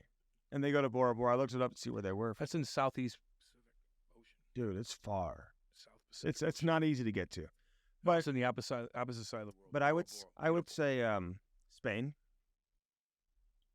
Spain's up there. Yeah, I'd say England for sure. That's basically the U.S. No, it's not. It was until 1776. I'm sorry. It's basically Canada. Yeah, okay. A lot of Canadians. Don't say that to the U.S., man. The U.S. is like, fuck that. Okay, a bunch of farmers kick a lot of Canadians and English people from Great Britain, the UK, they share a lot of history together. Anyway, you seen all these shark attacks again? They're out of control right now. A lot of shark attacks. Don't forget, I was thinking about those Florida Panther players when they were in that shallow water. There's a lot of them. Get out of there. There's a lot cruising around. I don't know what it is. I think it's a current right now, or it's just in the warm water. It's weird. I see a ton of sharks. Mm-hmm. People with they're taking their their fucking what's it called? The little thing that goes up, drone. And they're looking through before they go in the water, and they're like, "Oh my!" They're looking at their camera. Dude, can you? They're like, you can "Oh see them my God, get out, get out!" circling around. There was one in a foot of water. Close the beaches a down. 12-footer in a foot of water going after something. There's literally kids 30 feet out, and all these parents are running in, and there's kids still out there, leaving their kids out there. Yeah. It's the weirdest thing in Close the the world. beaches down. Yeah, if they see it, they'll close it down for sure. Close it down. You have to. You have to. Cam, we got a couple new sponsors, man. Yeah, we do. Shilly Plastering. Get plastered with Shilly Plastering. Oh, baby. So my boy right there, his daddy coached me in AAA. Dave Shilly, I'm giving you a shout out. What's up? Good old fitting boys. Love all you. And like, look. You don't know they're good old fitting boys. Is that what you're... I believe they're from Vent. Yeah. Okay. He's going down to the lake this week. Oh, I know he is. That's my boy right there. I'll meet up with you, right? What's up? But yeah, dude, hey, listen. When COVID hit, everybody's putting in a pool, man. Everybody's putting in the pool. And you know what fucks up the most? The plastering. The lining. The lining. Yeah, the plastered lining. Yeah. Meaning like you get it scratched up, your dog jumps in, scratches it up. That's something that gets screwed up the most when it comes to fixing different pools. Like, Turn your backyard into an oasis. Oh, God, yes. A paradise. Imagine being 100 degrees. You're like, what do I do? You don't have a pool. I stare in my backyard all the time like, oh, my God, I would love to. Get plastered with Shilly Plastering. Yes. What's the number? What do they got? Listen, they've got they're the only authorized Pebble Tech applicator in the Midwest. So really? That's what you're talking about. So that Pebble Tech, right, which is backed by a solid 5-year warranty. You need that. Because most don't have that. So they have it. They plaster commercial pools, residential pools, as well as home plastering. So they can plaster anywhere. You plaster anything. They've been around since 1950. They're doing something right. Wow. Yeah. 1950? Yeah. Damn. Yep. At Busch Stadium, they have like these ads that are like right above the urinal. Yeah, yeah. I see those things. It says, says don't pee in the pool or something like that. It says like with a did you know, it had a fact that chlorine doesn't necessarily help it, and chlorine actually damages the pool. Did you know that? No. I didn't know that. That's interesting. So your lining gets messed up on anything. Damage the pool. I guess so. Get salt water. But that's expensive too. But look, man. Maybe the chlorine, I don't know, maybe not. Maybe the pee damages the pool. Listen, urine damages a lot of things. If there's piss on something, it's going to fucking eat away. The acid is going to eat away at with anything. A did you know fact that chlorine doesn't help it, and it actually damages the pool. So I think it's the urine. Don't piss in the pool. Yeah, don't Don't piss damage the it. Then you got to change the plaster out. Yeah, do all but that. you change the plaster, it's a pain in the ass. Like, but if you're gonna, you need these guys, and you need the best of the best, so this stuff doesn't happen all the time and cost you money. So have them do it. That's all. Check out Chili Plastering. Chili Plastering. Good, And, good folk, good hockey people right there, man. Today. Support these guys. They're good hockey people. They do a lot of good stuff for youth hockey in this town as well. So they're in the mix. Support them. They do a damn good job. Support Hat Launch. Oh, baby. And listen, there is no better company right now Here, man. going on. That's why all the big businesses use them. Oh, they make this too. They make shirts. They make hats. They'll make you whatever you want. They're You got a baseball team. number whatever the one case is. source for customized hat wear across the country. Yep. Across America, the number one source for customized hats. So you want to put like every hat. What Cam tells a story. Tells a story. What story does your hat tell? Well, this one tells me I drink a lot of beer, I guess. No, it just means you like to have fun and That's right, Andy. Yeah. we like to get. It's our connection with a lot of different people. That's right, Andy. That's right. This hat actually, we'll talk about it here in a couple minutes with Proper Cannabis. Proper Cannabis, It's a man. great company here in St. Louis. Hat launch, man. Get yourself a hat. If you're a baseball team, no matter what it is, could be your fantasy football league, could be a business.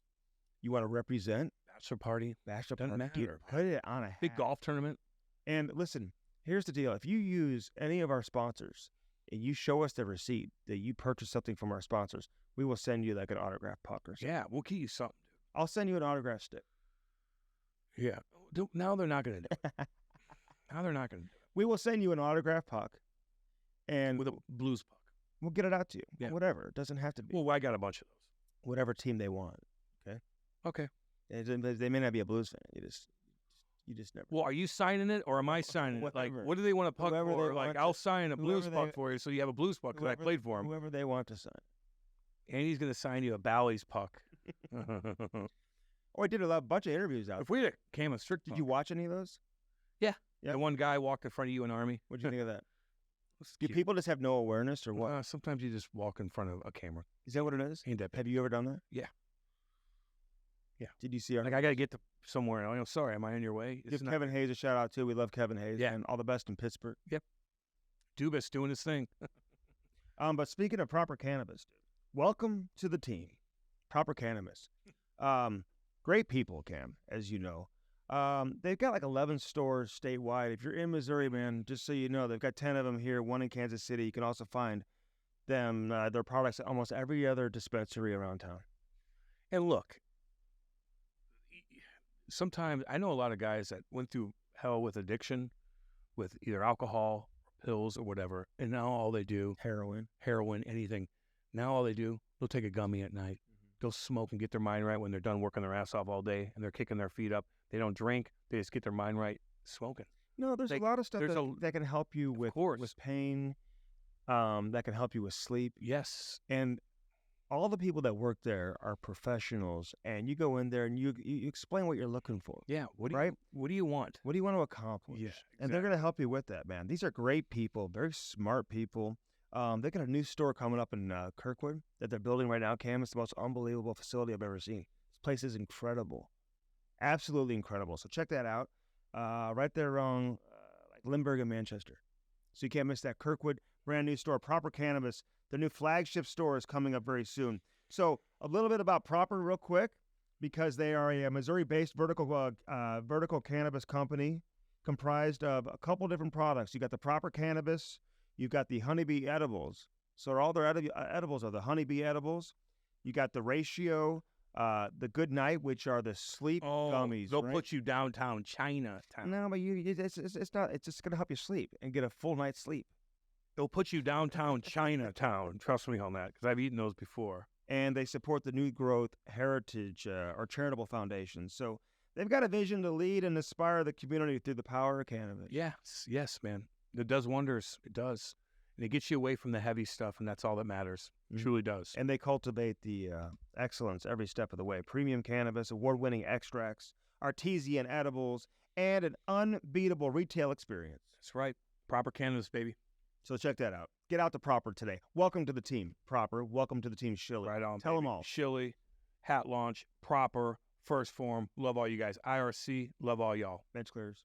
Binge clearers. Say hi right to here. Anushka. Anushka, what's up? I'm going to be wearing this. I wore this putting all the American flags up in my front yard yesterday. Everybody's like, what are you wearing? I go, I'm supporting the Devils, baby. Let's go. You're representing. I'm representing the Devils right here. Gotta get my arms tan. Cam and at Bellman, you get no. Swinging dicks. None of that shit. I told y'all. None. God dang. What do you get?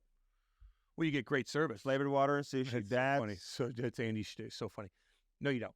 But you get great service, and you got an assortment of any vehicle you basically want, man. From Buick to GMC to Dodge. There's so many options out there. In Troy, Missouri, by the way. They got 2 different lots, man. It's gigantic. Where's it located? In Troy, Missouri. Buick GMC on one side of the street, Chrysler Dodge Jeep Ram on the other side. What do you can't want? miss it. Get out there. Like, what do you want? Best customer. You're not going to have anybody coming out there trying to take advantage of your woman too. If she's. Oh no, I know. Like your shopping wife could by go, herself. She'll feel comfortable out there too, which isn't the case in most of these places. Like, what do you need? You know what? You're gonna get the same deal as everybody else. Yeah, man. They'll treat you good. And tell them we sent you too. By the way, even a better deal. Tell them we sent you too.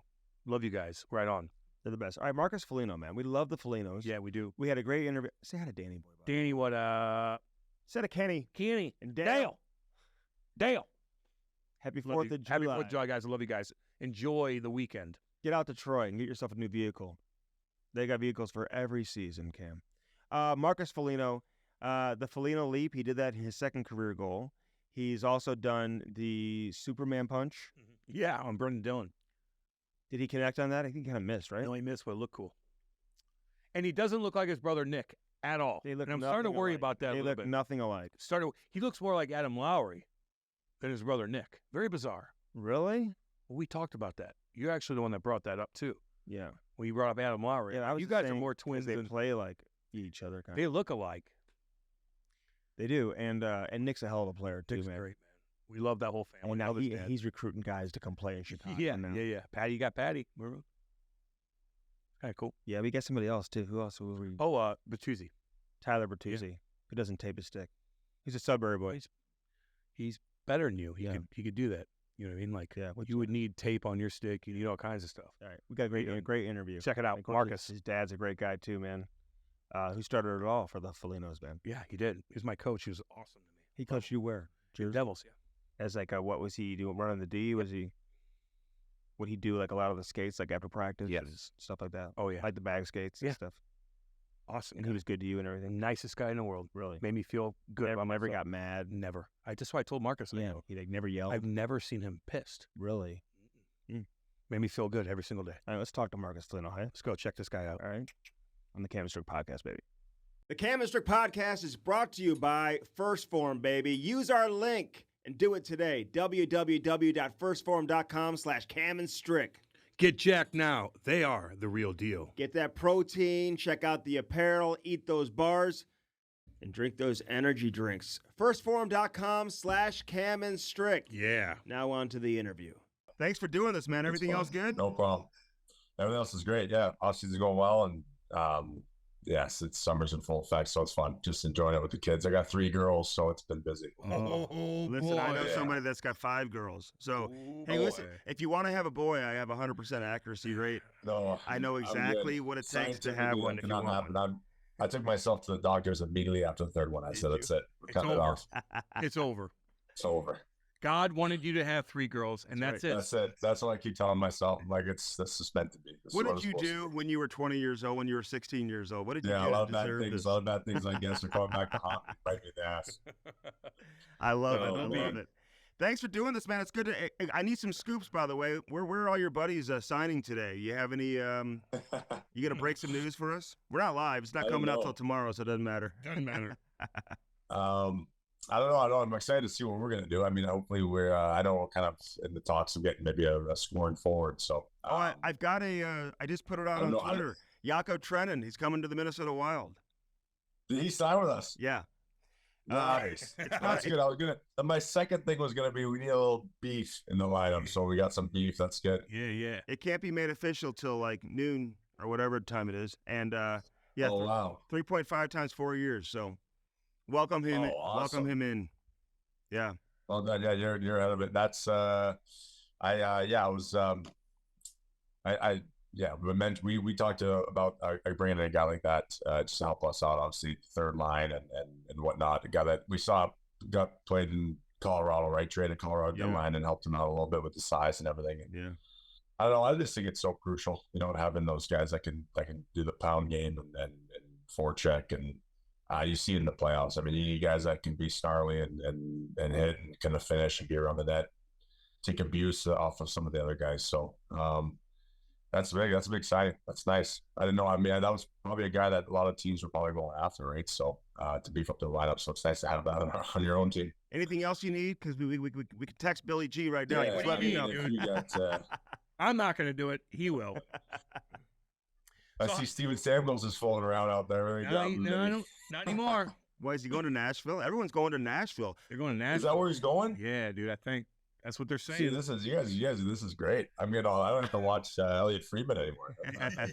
Well, apparently him and Marcia Show and Brady Shea. That's the word out there. Who knows if that's exactly going to go down like that? But they apparently have like $150 million salary cap, so they can. The Central Division, just keeps getting harder. I know. You guys got work to do. The Blues got work to do, man. Shit. How you feeling? Jeez. You feel? I know you had that injury at the end of the year. Yeah, I had off-season core muscle surgery for a second time now in the second year, so it was good. It's one of those things when I had my right side, I got done last summer, and it's one of those where like you go in and you're like, usually you do both sides, but my left side was fine, and I think what happens over time is that your left side is trying to play catch up now because the right side's been surgically repaired. So this season it went on me my left side, and it was tough to battle through, and then now I got it done early, which was nice, and now it's back to 100% now. Probably about 2 weeks ago, I felt pretty back to normal. So yeah, it's been great. I'm happy it's over with, and then now I can focus on. Obviously, it's just something that I think more wear and tear over the years, and happy that's behind me. And I can just have a great season of training, off season of training, and just get back 100% for next season. So what was it again? I'm sorry. You said core muscle. Core muscle surgery. So it just kind of like went. I think it started off as a groin injury, then it trickles up, and it's one of those things where like you try to skate and like cross over, and you just have no power. You get nothing. So it would almost like stab you in the kind of that oblique or lower ab core area, just right above like your pubic area. It sucked. It just felt like someone was stabbing you and grabbing you, and I couldn't skate. It was the toughest thing to do, but I tried to grind it out for a bit. And then I think when we realized we were making the playoffs, I just said, it's probably a good time to get ahead of it before the, coming fresh for next season. So, you want to be ready to go. If we got I got, re-upped my contract last year for 4 years. I don't want to be hobbling through it. So I was like, we want to be in our prime years going through these next couple of years for our team are huge. So, yeah, you want to be 100% coming into the next season. So what are you doing today when you get done with us, by the way? Like what's on the agenda? You got that beautiful lake. You going to ski? Like, are you just going to chill? Try to get your tan on? Like, what's up? We're going over my brother's house today, probably loading up everyone on the boat, going for a boat ride. And then it's sea-doo rides. And then it's hang out on the beach and just relax and probably crack a cold one. So just unwind a little bit today. That's we have a bunch of family coming over probably later afternoon for dinner and stuff, and that little barbecue. So it's today's always fun, and we have a beautiful day. I think it's about 80 degrees outside, so it's going to be a nice day today. So hold on, does Nick celebrate the 4th of July and then you celebrate Canada Day? Is that the way it works? Since he represents the USA and you represent Canada. On our lake here, we usually throw some fireworks up for July 4th, and everyone on the lake's like, but we're the Americans on the lake, I guess you can say. We're all born in Buffalo, so the people on the lake know to come in front of our houses on July 4th. That's when we give a little bit. We like to one up the Canadians up here a little bit on how they do the fireworks situation. I know July 4th is always a little bit better than July 1st, it seems. So it's fun, but we get best of both worlds. We do both July 1st and July 4th. We got a lot of fireworks on the lake, so. It's a good lake we live on. A lot of people that we know, and a lot of pontoon boats that have over capacity. So it's a lot of fun. Yeah, those are harmless, so they don't go fast enough to do too much damage. But no. But so like, who's barbecuing? Like, do you know how to barbecue? Are you a big barbecue guy? Yeah, I like barbecue, and I like it. But Nick's got the Traeger, so I think if we do have some specialties, like if you're doing the steaks and the wings and stuff like that, we head over to his house. So I'm just kind of like, I'll barbecue for a lot of people, but if we were doing a nice enjoying dinner that night, we'll use the Traeger and get it going over there. But both Nick's got a great spot. I got a little bit more of it's not so kid friendly. My spot, he's got like a beach, like a overhanging boathouse, so it's pretty kick-ass. You can watch the kids from on the boathouse area and hang out, and the kids are all on the beach playing. So and you're able to sit back and like I said, have a couple cold ones, relax, enjoy the day. Is he having Connor Bedard over? Is he coming over Yeah. just to swim? Come on, Connor, come No, over no, and no. Let me swim. teach you some more things. Yeah, yeah. We play with my son's boys, that's for sure. That's funny. Similar in age. Yeah, exactly. Hey, I'm a Traeger ambassador. Just I don't know how that happened. Fuck on it. Yeah. Oh yeah, no, I'm a Cam gets And so he doesn't gets eat so, meat. He gets so mad, You don't eat meat. dude. You don't eat meat. You don't I eat do. meat. And he's a Traeger I ambassador. make the hell out of some fish. I'll make steaks for my Some whole fish. family, everybody. He eats frozen Yeah. steaks. You'll buy a $70 steak, freeze it, and then put it on a Traeger frozen. And he's telling me he's a Traeger ambassador. Get out of here. Dude, they sent me all this stuff. I'm gonna hook you up or your brother up, whatever, and we're gonna make you guys Yeah. Traeger ambassadors. They're too. okay. They're okay. Well, he can still They're use okay. a little. So, man, Nick would love that. Yeah. oh yeah, no, we'll hook him up. Have you guys ever wanted to play on the same team? Is that something you guys ever talked about? Oh man, I've been wanting to try to do it for these past 2 free agencies, but he keeps denying me. It's crazy. Why did Minnesota offer he's- him a contract? Just not as expensive as the other ones he's been getting, I guess. So money talks, but it's and that's something I would hope that we can do before either one of us retire. I know Yeah, but he's they probably keep closest giving to him it. extensions. Yeah. They keep giving him extensions. He's not It's going anywhere. crazy. Bedard wants It's him. crazy. See the intangibles. And keep getting them extensions. No, it's you know what? It's a great fit for him in Chicago. I think get the veteran mentor type thing for obviously Bedard and those guys, but also someone that has that work ethic experience. But hey, man, it just seems like you keep doing it, you keep hanging around, and teams always need someone like that, right? So just depends on how long he wants to do it. But I mean, I would really hope that maybe there's a deadline in the future that we can snag him, and if it's his last ride or what have you, if he wants to. If Chicago's not the greatest spot at the time, obviously, if they're real playoff hunt, it's a little bit different. But that'd probably be the next case scenario where we can then join on the same team. They just signed Tyler Bertuzzi today. Yeah. Now everybody wants to go there. Boy. Yeah. Yeah. Oh, he's a Yeah. Sudbury boy, huh? He's a Sudbury boy. Yeah, no, it's awesome. He's that's a big signing. I like that. I like the way he plays, and he's good. He's familiar with Nick, so I think Nick had a couple phone calls to Bertuzzi about it, but it's good. Yeah, it's exciting to see all these guys going around. But Bert's a great guy and heck of a player too. The way he plays, it shows up in the playoffs too. So someone that can help speed that rebuild in Chicago. Terrible tape job, by the way. Terrible good job. Oh my Oh, we've been giving it to him every What is summer that? skates when he comes back. It's just he might as well not even put tape on it. I only know what he Exactly. does. It's just one to strip, It's- eh? Yeah, it's like one strip. He doesn't put like there's no knob at Yeah. the top of his He's got no shaft. knob. Yeah, no knob. I might as well. It's roller hockey. It's insane. It Beach works. hockey. You know. It- Have it you fought works. Nick before? No, I never fought him. No, Come that's one close? thing, close calls. I mean, just a couple of shoving matches when someone gets hit on the ice. You got to grab a guy, and you're like, "Oh, it's my brother." It's gotten close. We tripped, but I mean, he's fought my teammates. I fought his teammates. That's the weirdest. It's weird like that too. It's just like, it's funny. I mean, I think I fought Tenorti on his team this year. It's just comical. I remember when he was in Columbus, we had a couple of run-ins with Buffalo and Columbus, and he fought a couple guys on our team, and they're like, "I didn't know your brother was that strong." I'm like, "Yeah, I kind of did. Like, I don't know if you needed to do that, but he's that's something we never got into that primo brother fight club, I guess you can call it. I don't know. You guys The don't Chucks need might to be close. fight. Yeah. You guys. The Don't, Chucks might be the next one I get. That will be the next brothers that fight. I don't think so. They'll man. never fight. I don't think so, dude. No. They made a No. pact or something. Yeah, they'll never fight. But I know if you guys look nothing alike. Nothing. You and Nick look nothing alike. No. Sorry, I got Nick, all the we hair, had him he's got on. none left. Sorry, Nick. Nick, He said, the "We love him." mailman. The mailman was good looking that year. Oh my god, so funny, man. Man, He's that is. cool as That's what we shit. say. That is. Hey, No, listen. we just, like, I don't guys, even like. we laugh. Our aunts and our uncles always did give us a hard time. They're like, man, what? How did this? Like, hey, well, if you put us in the same room, we're pretty similar. So I think the personalities wear off. That's where we make it up. Yeah. Were you guys always got along growing up and everything? Like there was never like you We did. push each other, all that. We beat the crap out of each other. Yeah, absolutely. Who would We win had those Royal Rumbles fights? and yeah, I mean, it was always the older brother at the time.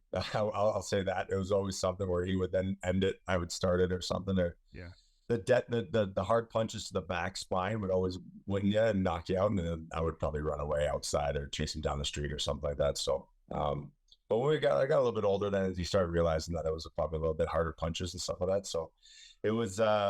But yeah, we're super close. Like we text each other every day and talk to each other after games and stuff like that. No matter what. I mean, he's best friend and then also brother, but always helping each other out along the way. He's been huge for me and paved there. I mean, he's definitely helped me get to where I am today, and he's done things way harder than I had to. That's for sure. I think just being an older brother. I mean, he had to go on way to Ann Arbor, Michigan at the age of 14, 15. I forget what it was, live away from home, things like that. Like, I saw and I was like, ooh, that's, I don't know if I could have done that. So having a brother like Nick, we're super tight and I owe him a lot for the things I've done in my career. When you guys did fight when you were young, did Big Mike come in like, both of you, shut the fuck up or I'll smack both of you around? We just, like that, like the pounding of the stairs when he's coming upstairs. You're just shit, he's coming. Like we'd both jump in the bed, like put the covers overhead. We'd be sweating from mini sticks. I got thrown through the closet doors by Nick one time. He's like, who broke the closet door? And you'd feel something a lot on the side of your face or the side of your ass. So a nice backhand smack. But no one, we knew that Mike was the alpha. That was it. He was gonna end it. And oh my God, we had some laughs and we reminisce about those times now. We laugh our asses off about it, but we pushed my dad's button. But we always knew when my dad was in a good mood or a bad mood. So that's one thing too. We knew when to do it. But there was my dad had that crazy whiplash look. Like if you got that stare, it was just you better not move. You better not do it again. It's over. So, but that was pretty good at policing it. Hey, how did you remind me, how did you end up with Hockey Canada and then your brother ended up with USA? Like that's what I was curious about when I said that a few minutes ago. Like, did USA Hockey never knock on your door? I mean, you were born in the States, but did you grow up in Canada? Like, explain that. Yeah, so what happened is we moved back to Sudbury when I was 11, to Canada when I was 11. We were living in Hershey, Pennsylvania at the time. I was coaching the Hershey Bears. And we lived there for 5 years. And then that's when Nick really started picking up. He played for Central Penn Panthers, I believe, which was junior B. And just really was in the American hockey, like U.S. hockey, and so was I. But I was never in that getting looked at yet. I was too young. Mm-hmm. And then we made that move, and then I started my playing hockey pretty serious in Canada. So I feel like Nick went to Ann Arbor right when we moved to come to Canada, and he did the U.S. hockey camp. And then when I got to Canada, I was kind of filtered into that U.S. under 15s or under 16, Canadian under 16 team tryouts and stuff like that, which the Ontario tryouts. And so I kind of felt like I was kind of getting molded into the Canadian Hockey Canada type player.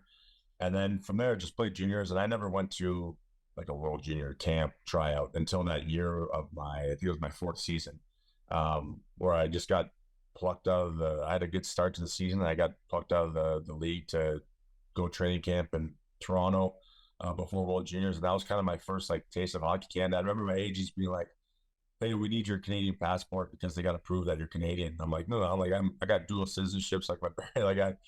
They almost were hesitant too. Are you Canadian? And then at the same time too, it was one of those things where USA Hockey never came calling at me and asked me to come try out. So it was Hockey Canada or anything else. So I think in that moment, I didn't really realize I did realize that you're playing for your country and all that stuff, but it was just such a moment of playing for World Juniors that I felt like I was a little bit more in that Canadian side of it coming into it. So I know I was born in Buffalo, and Bill Guerin tells me I'm a traitor every day, but it's great. I'm glad I did it. It was a heck of an experience, and to represent Canada was pretty special. So that's how we got split apart. So how does that work now? Like USA Hockey, they couldn't name you to the Four Nations team, no, right? You're done. Once you make a choice, you commit to them for life, really, right? Yeah, it would be Hockey Canada. If you do the World Championships, right? If you don't make it, I would always, now I'm Canadian and Nick is American, and then that's that. Yeah, well, hopefully you're the number one. Like you're on the number one line for Canada. Okay, in the Olympics. Yeah, Okay, exactly. In my dreams. they've got no talent there, so you I should already be able saw to make those it. 6 players come out. I was like, those are good players. They belong there. I know it's like Crosby and McDavid. It doesn't Jesus. stop. I like It's that gonna Braden. be I like that exciting to Braden watch, man. point It's though, gonna be- man. Yeah, but that's amazing. That hockey's going to be something else. You'll be on a beach somewhere. You'll be And like, I will not be mad. Well, we'll be at his house. yeah, See, I need to go to a beach. He's got one in his backyard. That's true. Drew. Damn right. Yeah, that's right. We'll be up here. Yeah, man. It's crazy. How's your That'd be fun. relationship That'd with be Billy fun. G? He seems like a cool cat. We've had him on the podcast too. Down to earth, easy He's- to talk to. Yeah, he's awesome, man. He's I think one of the best communicators as put him in that spot as that general manager spot. It's always kind of an intimidating role, but Billy G's Billy G. He's gonna come and just approach you like family, and I think that's one of the best things about him is that he talks to you like he's talking to one of his kids, and he explains to you the situation. He doesn't BS around it. I'm sure we've had instances with GMs where you're tiptoeing around them when they come around the corner, and he's not like that. Like he approaches everyone, he talks to everyone, he tries to get to know everyone. And that's just the culture that he's trying to build here too. So he's great. I mean, don't get me wrong, you sometimes don't want to see him because every time he's got a comment for you about chirping your shoes or your style that you're wearing that day. So it's always great seeing him, but it can come with a price. But he's been awesome for us, and he gets it too. He gets the side of the player side of it, having played and having won, and I think that's what's so special is that he can relate to us, and it's anything that's like of concern or you have issues with, you just go and talk to him, and that's the open door policy is 100% true with that guy, and he wants to win. So that's what's fun around being around him. He's intense when he needs to be, but he gets it from the player standpoint, and he tries to relate everything back to us. yeah, he's Tiptoe. cool as shit, man. I had to hide from Lou. You kidding? Yeah, I had to chew in my mouth or so. Oh man, tiptoeing. I'm hiding in the closet. Oh yeah, I've heard some stories. Of Lou with you guys flying out of JFK would be like he would call the tower and be like, we're ready to go now. They'd be like, yeah, absolutely, no problem. Your plane would come out and take off. I'm like, to have the pull. You had connections. You had connection out east. That's funny. Wow. Yeah, dude. No, Billy G's cool, man, and he was like that as a player too. Like he's like some guys change when they become an executive or get into management, whatever. Like his personality stayed the same. He's funny, man. So Yeah, you guys have a good one there. How's that Kaprizov, man? I'm always curious. I love watching that kid play. He's got his own, unique brand of how he plays. But now it's been a couple years since he's come over from Russia. Like you see him like evolving like with the North American culture and Yeah. how's he as a teammate? Yeah, first of all, as teammate, he's awesome. Like one of the best, if not the best Russian I've played with, hands down. I mean, I think he has like that make of just like that Canadian attitude where it's like the North American attitude where it's just like he really understands like the work ethic and just like what it takes to be in the room and be inclusive and all that stuff. I mean, he's skill wise unbelievable, but the work ethic is something that no one needed to like bring up to him once, and it's so cool to see, and he's a huge leader on our team. I mean, right from day one, the language barrier was a little bit iffy, but that was during the whole COVID thing too, so I feel like he didn't even get out and experience it. His first year is a little bit rocky in the sense of like off ice stuff, but I don't know, man. He's a guy that you're going to win with. I have no doubt that he's going to be a winner for sure, and you want to be a part of that. It's just a special player. I mean,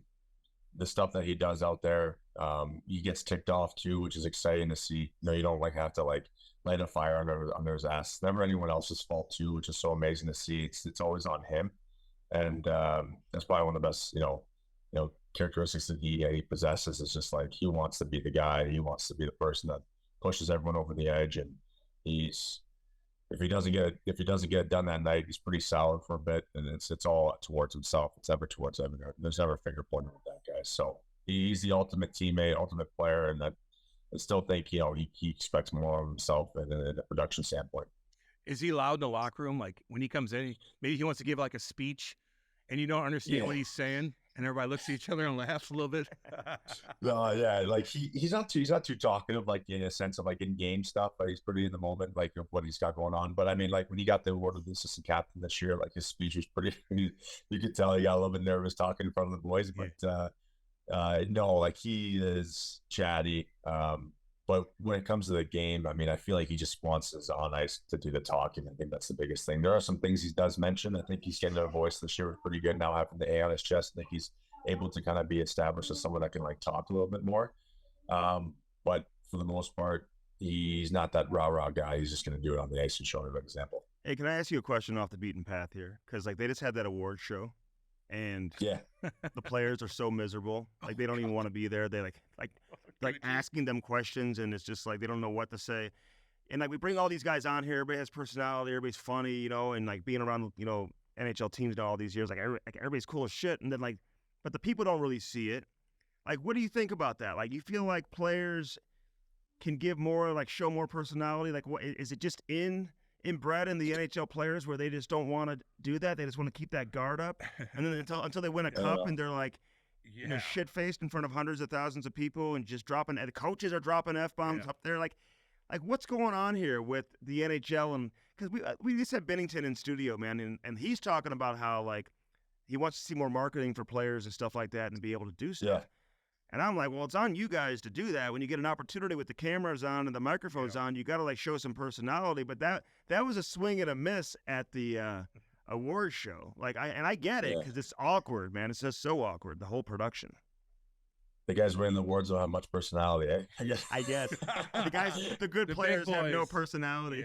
Yeah, damn. I know. You know, it's the mediocre guys that got a lot of good personality. Right? Exactly. Right. I don't know. You know what? I think, yeah, I did. I mean, you're going to go up, put a microphone in Kucherov's face, and he's like, okay, get me out of here, it looks like, right? So, yeah, it was tough to watch. I think you want to see a little bit more of, I don't know how they can spin it. I mean, yeah, we definitely have to do a better job. I think that's what all other sports do such a good job, is that individual really marketing the crap out of certain players, right? Mm-hmm. I think there's, they're talking about doing that, behind the scenes, like a full swing for the NHL next year. That'd be good. I think that's something that's huge. We need more, I want to say characters, but you're in that limelight. I do agree with, you're a star player in this league. People want to see how you are naturally, and it's not always easy just to open up with a camera in your face, and guys don't have that in them, and aren't always like that. And like you said, it takes winning the Stanley Cup to get hammered and get on a podium to act like a fool, and people start really appreciating you doing that because you're kind of letting loose. But that's just a little once in a while, one day type thing. So I'm hoping like this thing upcoming with all the superstars, like, yeah, we need that from our top guys for sure, to carry the game. It's just what's going to happen to make this league even bigger. I mean, you see it with basketball guys, like it's, they'll take a 24 HBO 24/7 series by themselves, right? Not in our league, it's like a whole two teams going back and forth, and it's micromanaged a little bit on what's being put out there. But you want to be raw. You want people to kind of understand the lifestyle. I think that's the biggest thing. You understand the lifestyle of what a hockey player goes through. I think if we can show that, then I think more people will be intrigued. Because it's not always sunshine and rainbows. It's not always flying nice. It's a grind most of the days. And is it the star players? Maybe you throw it on some guys that are Fort Liners. I don't know, probably get a little bit more footage. Oh, yeah. What they could use. How about jumping fountains naked, even during the regular season? It's like, Nathan McKinnon, what do you think about winning the Hart? I don't know. I like hockey. Yeah. It's like, Connor McDavid, you just won Game 7. How do you feel? I feel okay. Things are good. Yeah. I don't know. I get it, man. I'm not chirping. It's you are. They can do a better job of going at certain, picking out certain characters on teams and things like that, where they can get a little bit more. Hey, well, how's that Ryan Suter? We've had a bunch of guys on talking about him, and I heard he's just a straight up businessman. Like on the ice, he dominates. Off the ice, he's making calls, doing his thing. He's on the plane. Are you watching him like, God, he just made probably a couple $1 million, and he's in the back of the plane. I know. I was always trying to pick his brain on like the stock market. Yeah. Like that. It seems like he's always on call at this RBC financial guy, or he had a hockey team that he owns too in the USHL, and he's cutting players. I'm like, man, I'm worried about the game like tomorrow. I don't even know how you have time to he's got kids, and it's just insane. Like, I got to give a lot of credit to him, man. He's got a lot of phones in his hands, to put it that way. He's on calls all the time. Back of the bus, you'd hear him just talking away. And but yeah, you know what? He's a great guy. He was, kind of just your pro's pro. I mean, he'd show up, he'd get the job done, and then it'd be like another day. Never got too high, never got too low type thing. I was, I always looked at him after some big wins, and he would just straight smile on his face and just, okay, that's it. I got a phone call. I got a conference call. I got a board meeting, guys. I got a board meeting. I apologize. Hey, Bussy, calm down. Yeah. And when you're head of that contract early, I guess you get to do a little bit more business than others. But no, good for him. I mean, we'll see if he's going to keep playing another year or so. Yeah, he says he's going to. So he says he wants to keep playing. Wow. Yeah. So I mean, he's steady Eddie. It's insane. It's just the guy's just never. I don't think he's really lost a step in the past couple of years. Like, it's insane. He still plays those hard minutes, the shutdown minutes, and I mean, he played pretty well for Dallas the past couple of years. Yeah. We had Jason Zucker on recently. He hates the Blues. I'm sorry. Do you guys all hate the Blues? Is that the way it goes? Like in Minnesota? I don't know. Great guy. He was great. And Carson Soucy was great too, man. You've had some great guys come through there. Yeah. I don't know. The Blues,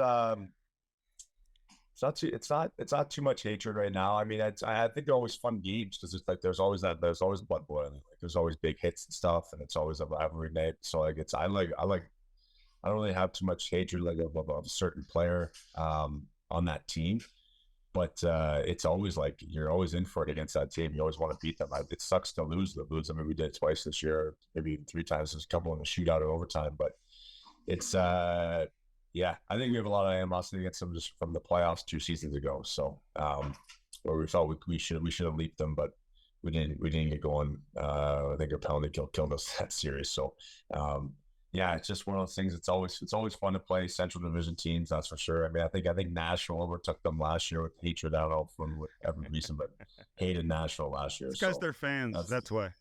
Yeah, maybe it's But it's always fun to play in that rink. But they got some guys that you want to hit against the boards a little harder. You got those Hawk Tui girls in the stands, spitting all over the place.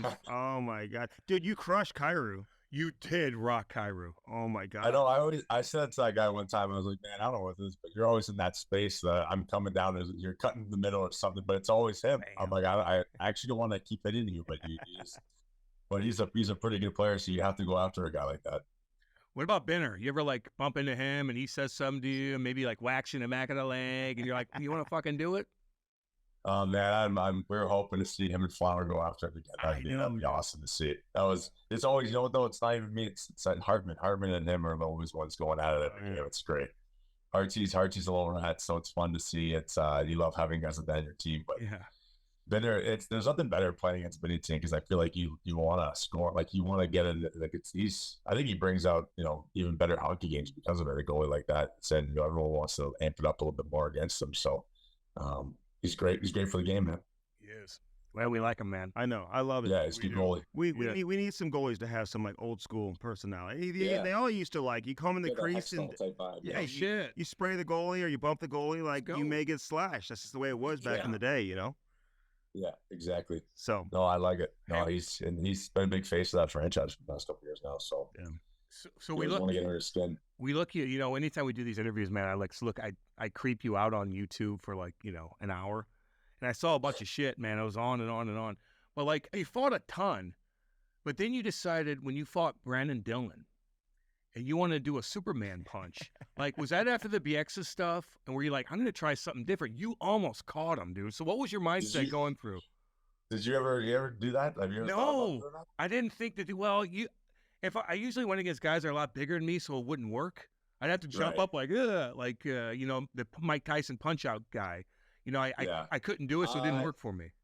That was I mean, I've seen BX do it before, and I think when he knocked out Gudis, I was like, I don't know, it's a sneaky punch, and it also he didn't really have to. It's no, he's in that jump too much at him. I think I leaped at my guy at Brennan Still. I think, but it's almost one of those shimmy shakes with the left and the right, and then you kind of lean a little bit more with the left, and you surprise him with a right kind of punch. I just thought it was intriguing. You know what? I don't know. I don't really like to fight. I know you love to fight too long. You would go for marathon fights, Cam, and I was like, oh my God, Northwest, but I want to get you down as fast as I can, man. I don't want this to be over with. So if there's one way to like get in quick and maybe stun the guy, or maybe he falls down after, whatever, that's great. So I remember that game though. The game was amped up and it was getting pretty nasty. It was like 2 goals already or something like that. And we were calling back, and I was just like, it wasn't even one of those things where I acknowledged Brendan Dillon. I was just like, yeah, let's fight. He's like, yeah, let's go. And then I dropped my gloves, and I'm like, as I'm approaching him, I'm like, I'm gonna effing do it. I'm just gonna jump and see what happens there. Yeah, baby. And I missed, but it ended up looking pretty decent. But it's just, that was in the moment. I never trained for it or tried it in summer hockey, like get with a buddy or something like that. So I don't know. I think you always want to do stuff to keep I think for me, I was like getting pretty used to just the right-handed, trying to throw bombs with right hands and tying up. I'm like, I gotta maybe push some guys back on their heels a little bit. Maybe think that maybe a little bit squirrely coming in here. Jean-Claude Van Damme, baby. You gotta try it again. I want to see do you it again. Surprise somebody. You're gonna get this done. You fought Luke Cunnin, like he's like your boy, and then you guys are like throwing bombs on each other. Lukey. I can't believe that. I sent him his wedding and everything, and we laughed to this day about it.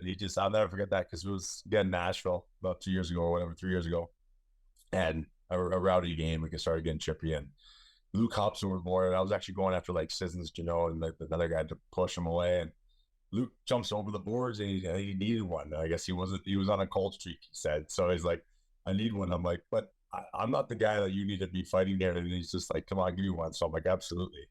And it was something that we laugh about now. But that's what I love about Luke, is that he'll fight anyone. And I think that's why he's such a good player, is that he has that mean streak. So to step up for any of his teammates, I think you have to have that. So it was good. It was good for him. St. Louis kid, all the St. Louis boys. St. Louis boy. They all play a little. Yeah. I was just happy. He didn't take me, because if he would have hit me, I would have felt something. I'd be like, damn it! Like you would have been talking about it for the rest of our lives. He said your wife got pissed. Oh yeah, I got the text message after our family chat, because one of the brothers was like, "Aren't they best buddies?" And she's like, "You would think they were." Yeah. It's a business, man. You got to do what you got to do. There's a lot of guys you fight. So you like, eventually you gotta be friends with. You're always in the mix. Every shift you're in the mix. Like who's dirty? Like who's a guy that you're kind of worried that he might clip you, he might do this. I know you got Need by McDermott and guys like that, and sometimes that just happens. But who's always, when you play against this cat, you're always thinking about him. He might do something to you. Oh man, I mean, I think like when you have like. I think like when you go up against like defensemen that like to step up and things like that, like can catch you like in certain areas or always finish their hits.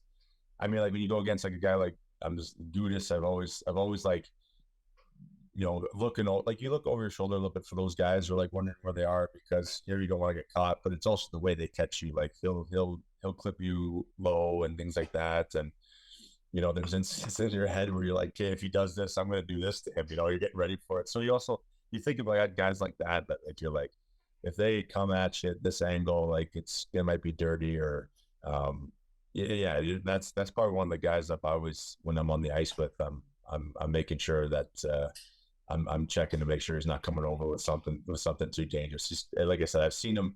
The thing too is I've seen him take out guys' knees, and then it may happen in the AHL when I played against him in the AHL. It's just that's the way he played, and you hate to be against them, probably love to be on this team, right? So, I mean, other guys, I mean, everyone, there's just some young, not young guys, I'm just saying, like there's some guys that can play that both styles. I mean, I give a lot of credit to Matthew Tkachuk, but there's, he comes in and he hits guys at the butt, and he comes down the wall with his back to him. I just die laughing at that every time, but you know what?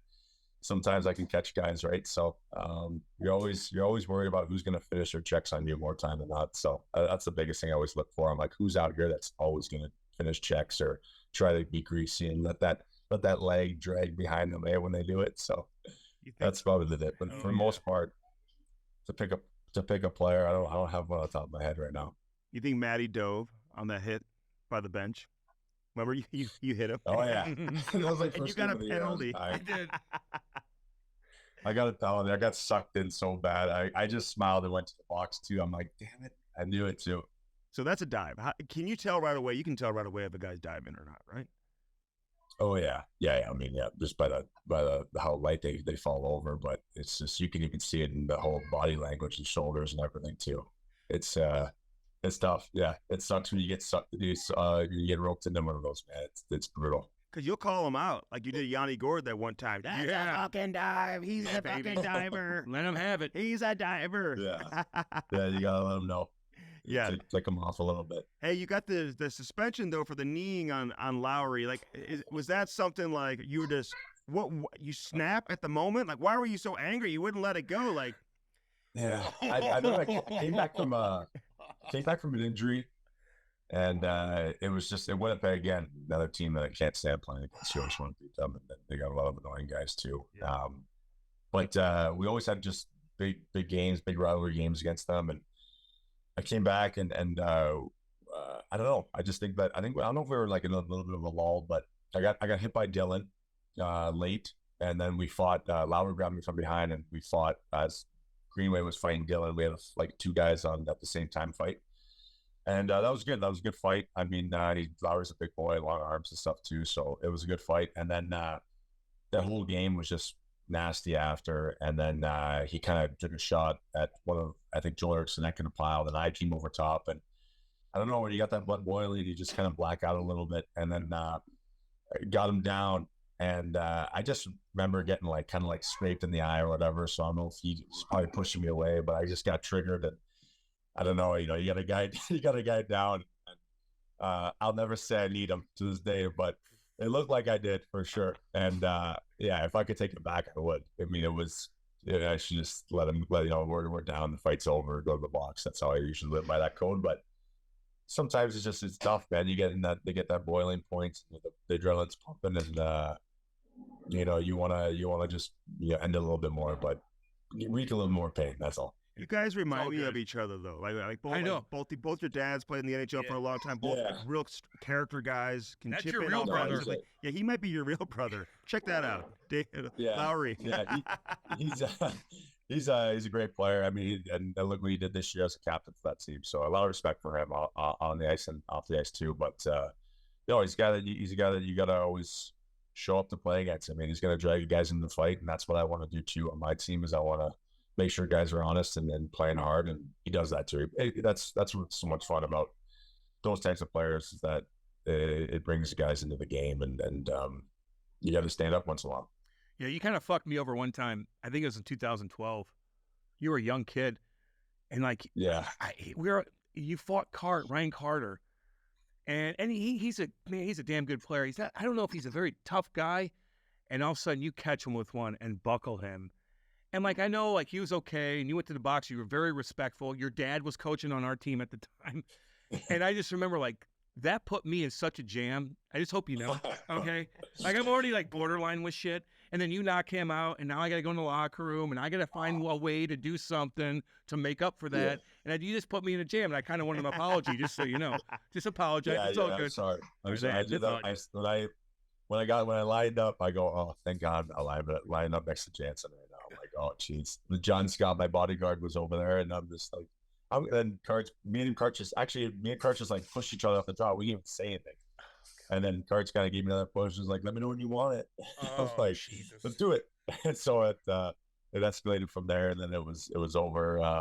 Obviously, I think I got lucky, because I think what happened, Karch and I actually broke it down, because now he's working for the team. He's doing an awesome job in between the benches and stuff. And, he does. Broadcasting, and he's an awesome guy too. Like he's a lot of fun, and it's just good to get to know him. But we broke down the fight, and what happened is I think I pushed off the glass, and he thought I threw, but I was kind of getting myself off the glass, so he exposed himself. And then I came over, and I mean, it's just it was my first time really knocking out a guy in the NHL. So it was just one of those moments you're just like, oh my God, I'm more shocked than anything. So I just make sure he was okay. And I think he ended up messing up his knee too, because when you go down like that, the legs get a little bit neutrally. So I felt bad after that, knowing that he had a little bit more of an injury, but great guy. And then it's nice to look back and then have a beer over those days. I get you, man. Any other suspensions that we should know about besides the one on Lowry? Have you had any others? No, just a couple fines. Okay. That's it. We're gonna keep it there. Hopefully that's it. Yeah, no more suspensions. It's too much money when you suspend. Oh my God. Hey, how's that Brock not good. Faber off the ice, man? I thought he should have won the Calder over your nephew, Connor Bedard. You know, I thought maybe I thought Brock should have won it. Although Bedard, obviously, man, Yeah. he missed some time. If he didn't miss time, it's a no-brainer, obviously. And Bedard's going to be a great player, or it already Yeah. is. But No, you but know what? Faber surprised me, man. He came in right away. I was Damn like, right. I'm watching that kid, like where I sit, like I do the TV side for the Blues too, and I'm right on the glass, and I'm watching his like focus off a face-off, man. Like and during the game when he's playing, like he's laser focused during the game. He's a hell of a player. Yeah, that's just because he's trying to get his contacts back in place. Is that what it is? Glasses. Oh God. He's awesome. He is first of all like great person, great coach, great family, and just a hardworking like any Minnesota kid. So he's in heaven playing here. But then like just to see him take over, like he got a lot of responsibility because we lost Spurgeon early in the year, and I think that was a blessing in disguise for him. I mean, you talk about timing in your career and all that stuff. I think this is that was something that, because it could have went the other way. It could have been too big of a moment for him, and it would have looked a little bit different, right? So proud of him because of the way he held himself together.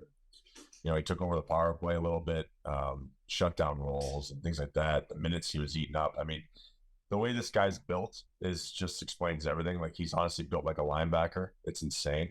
And he's only 22 years old, whatever it is, 21.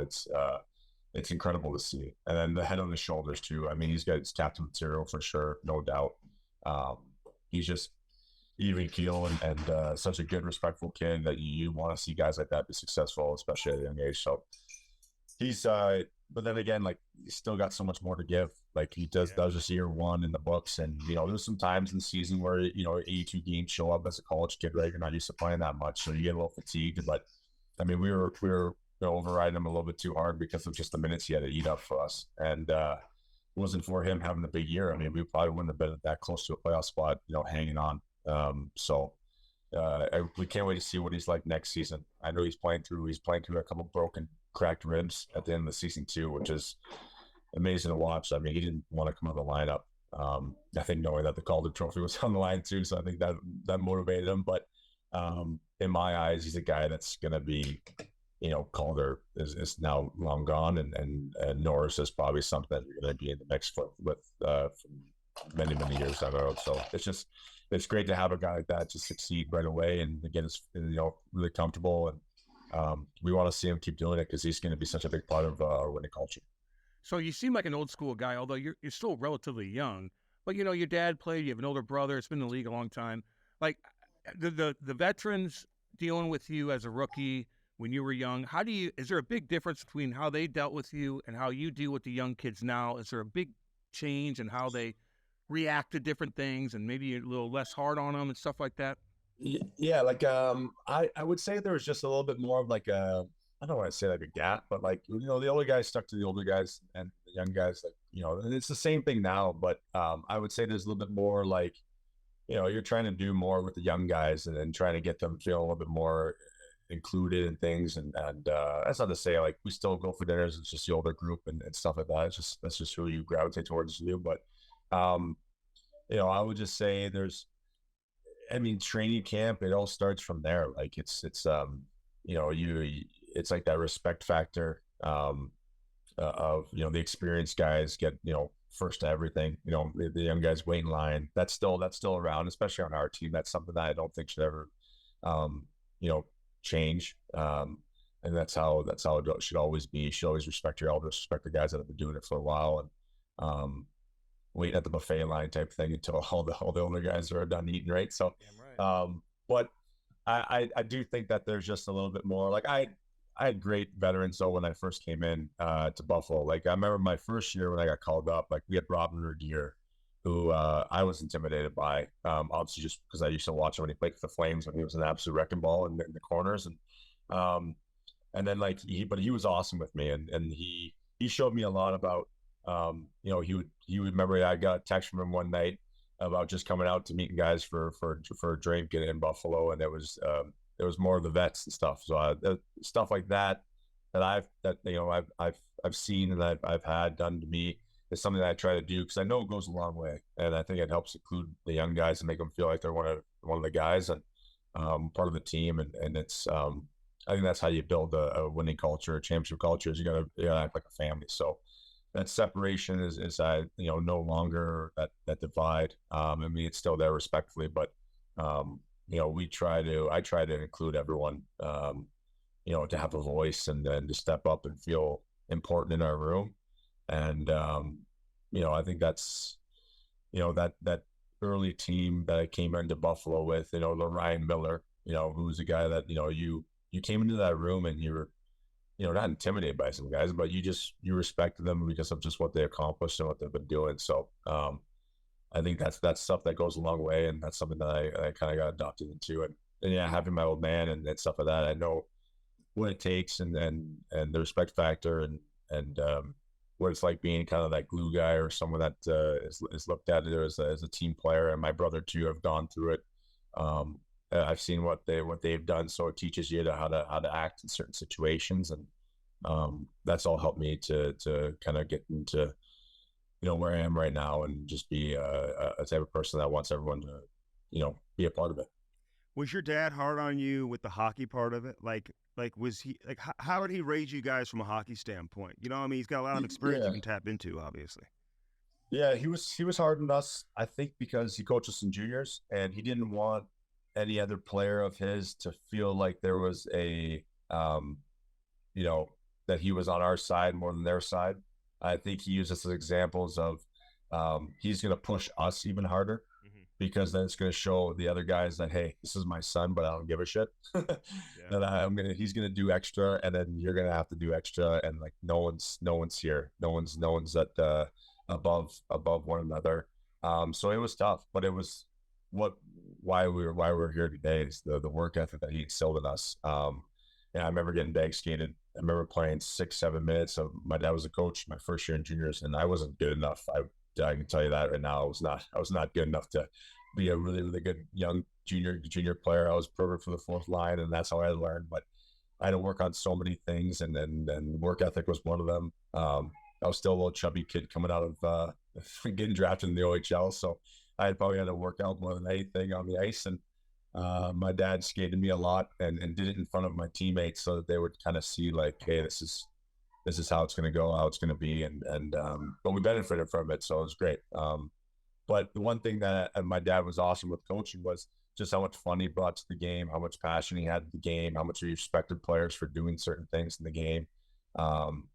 He always kept you on your toes. You'd be on like a 6-game win streak, and you come to the rink and it'd be a bag skate, right? And then you'd be on a 6-game losing streak, and you come to the rink and it'd be a fun practice. So he knew how to keep it light, he knew how to read the room, and then that's something that wore off on Nick and I. I'd never seen him mad, to be honest with you. I know he had a good team that year and everything, but he was just always uplifting and just positive and motivating, man.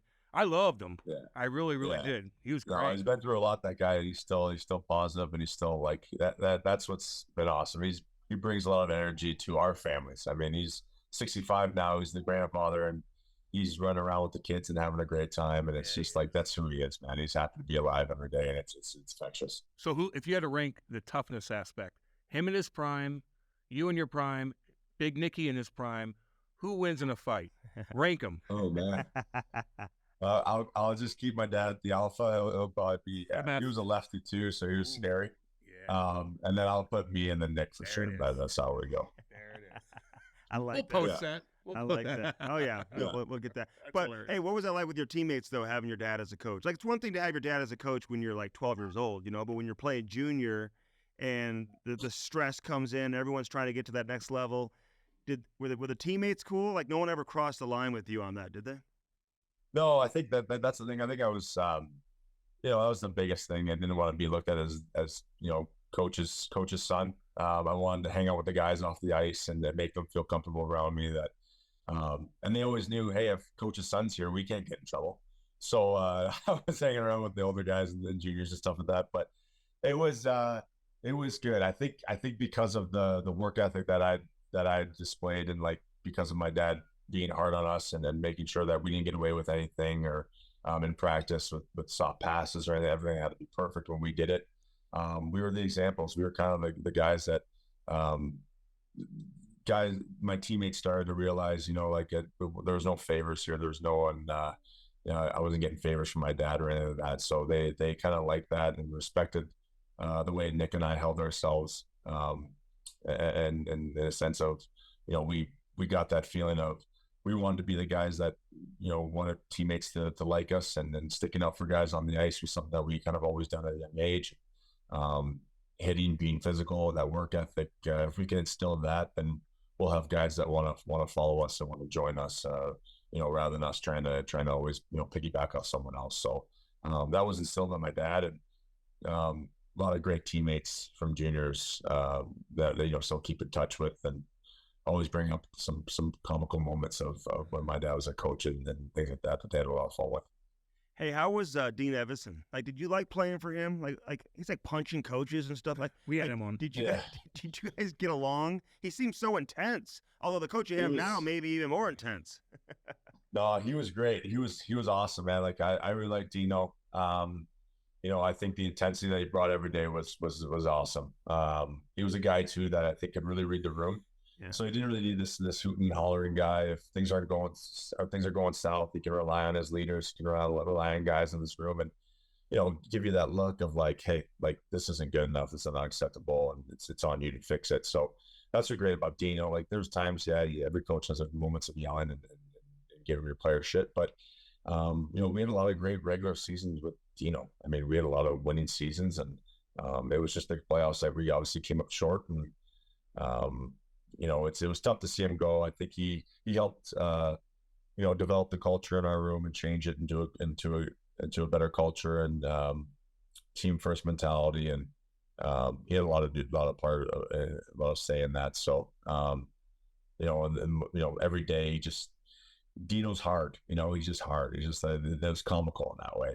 Everything he did. He's a guy that I think did hot yoga off the ice, so we always gave him shit for that. But it was just one of those things where, he loved the golf, he loved to stretch, and I think he just had a passion for being at the rink every day, and he always upbeat and positive and loved to joke with the guys. So, it's unfortunate we couldn't do more in the playoffs, because I think that was probably the deciding factor, and obviously our start this year was not great at all. So, one of those things I think there's always going to be change when you're not successful.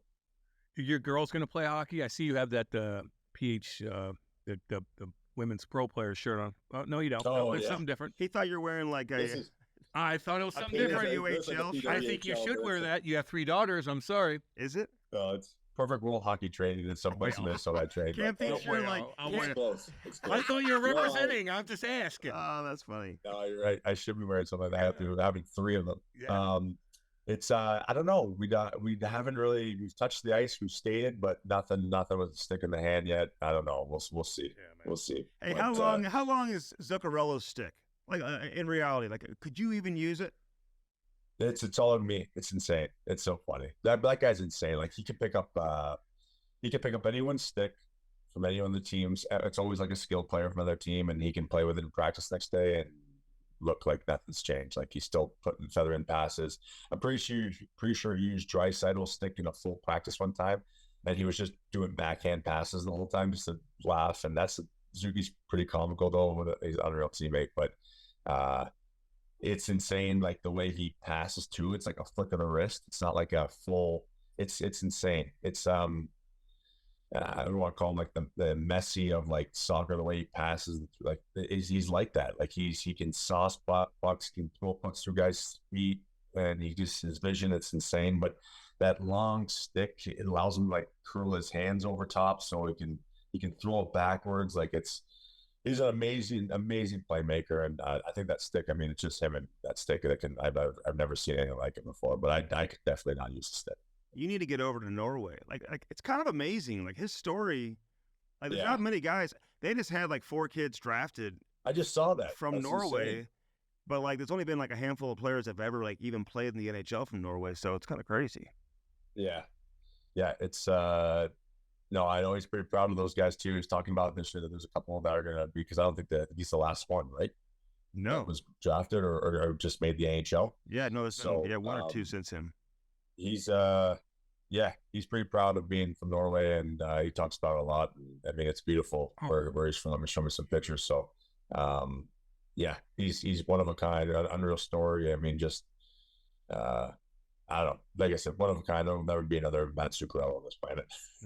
No. All right, go say hi to Kipper. Where's Kaprizov now? Is he back in Russia? Does he go back? Is he in Florida? You ever bring him over to the house? Yeah, I think he went back home. Yeah, he's back home, and I know he does like a little bit of vacation. He's a really big Dubai guy. He loves Dubai. Oh, yeah. So he goes to Dubai and lives it up a little bit. But I know he comes back over to Minnesota in a couple of weeks. So, yeah, it was nice. So he didn't see his parents for a long time there. So, I mean, it's pretty emotional on the guy. But now he's back home. He's pretty happy. I FaceTimed him a couple of days ago. It seems to be doing well. But he's like, I don't know, man. Like he showed me his little vacation. He takes his family out. They do like cousins and uncles trip. They go out in like the bush and the mountains and camp out and stuff. Like he's old school. It's awesome. I like that. People treat him good.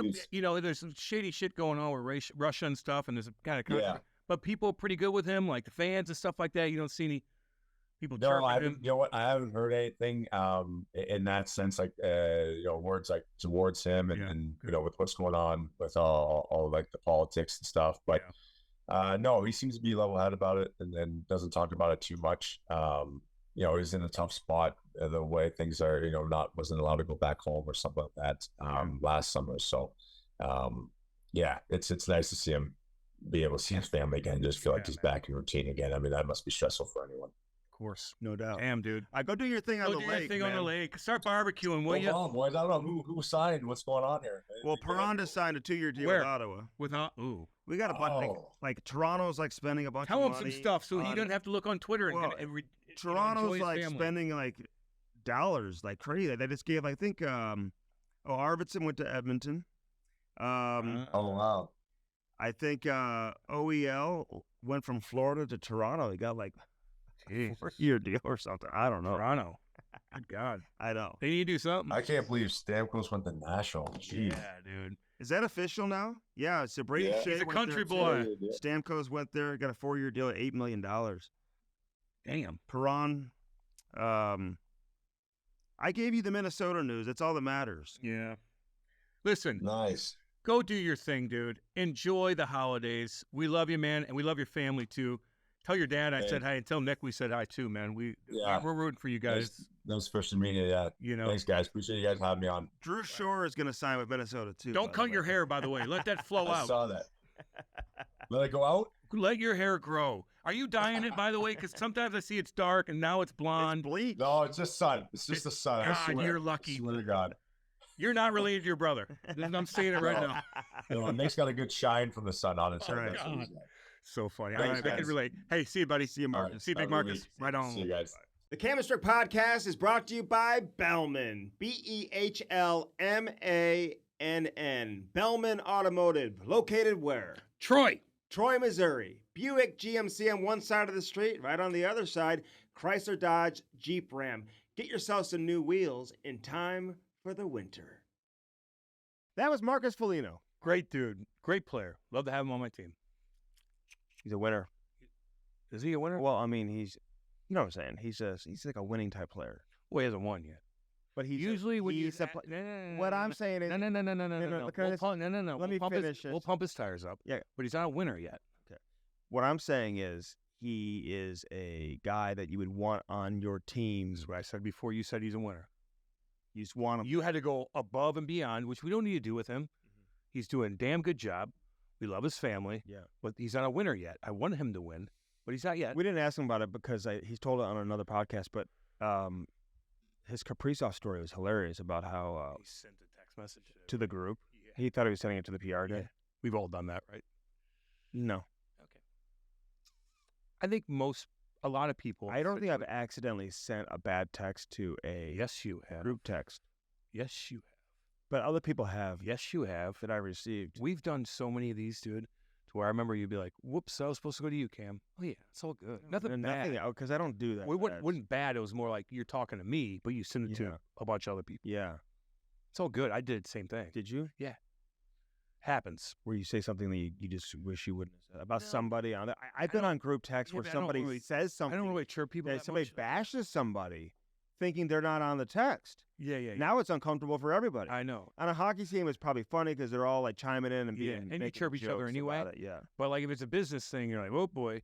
But that happens, man. Like text messages, you just oops, wrong one. I ran into Chief for a while in Vegas too. He's like lost weight. He's like chiseled, that guy. Really? I'm like, that's what happens. You're gonna be on TV all the time.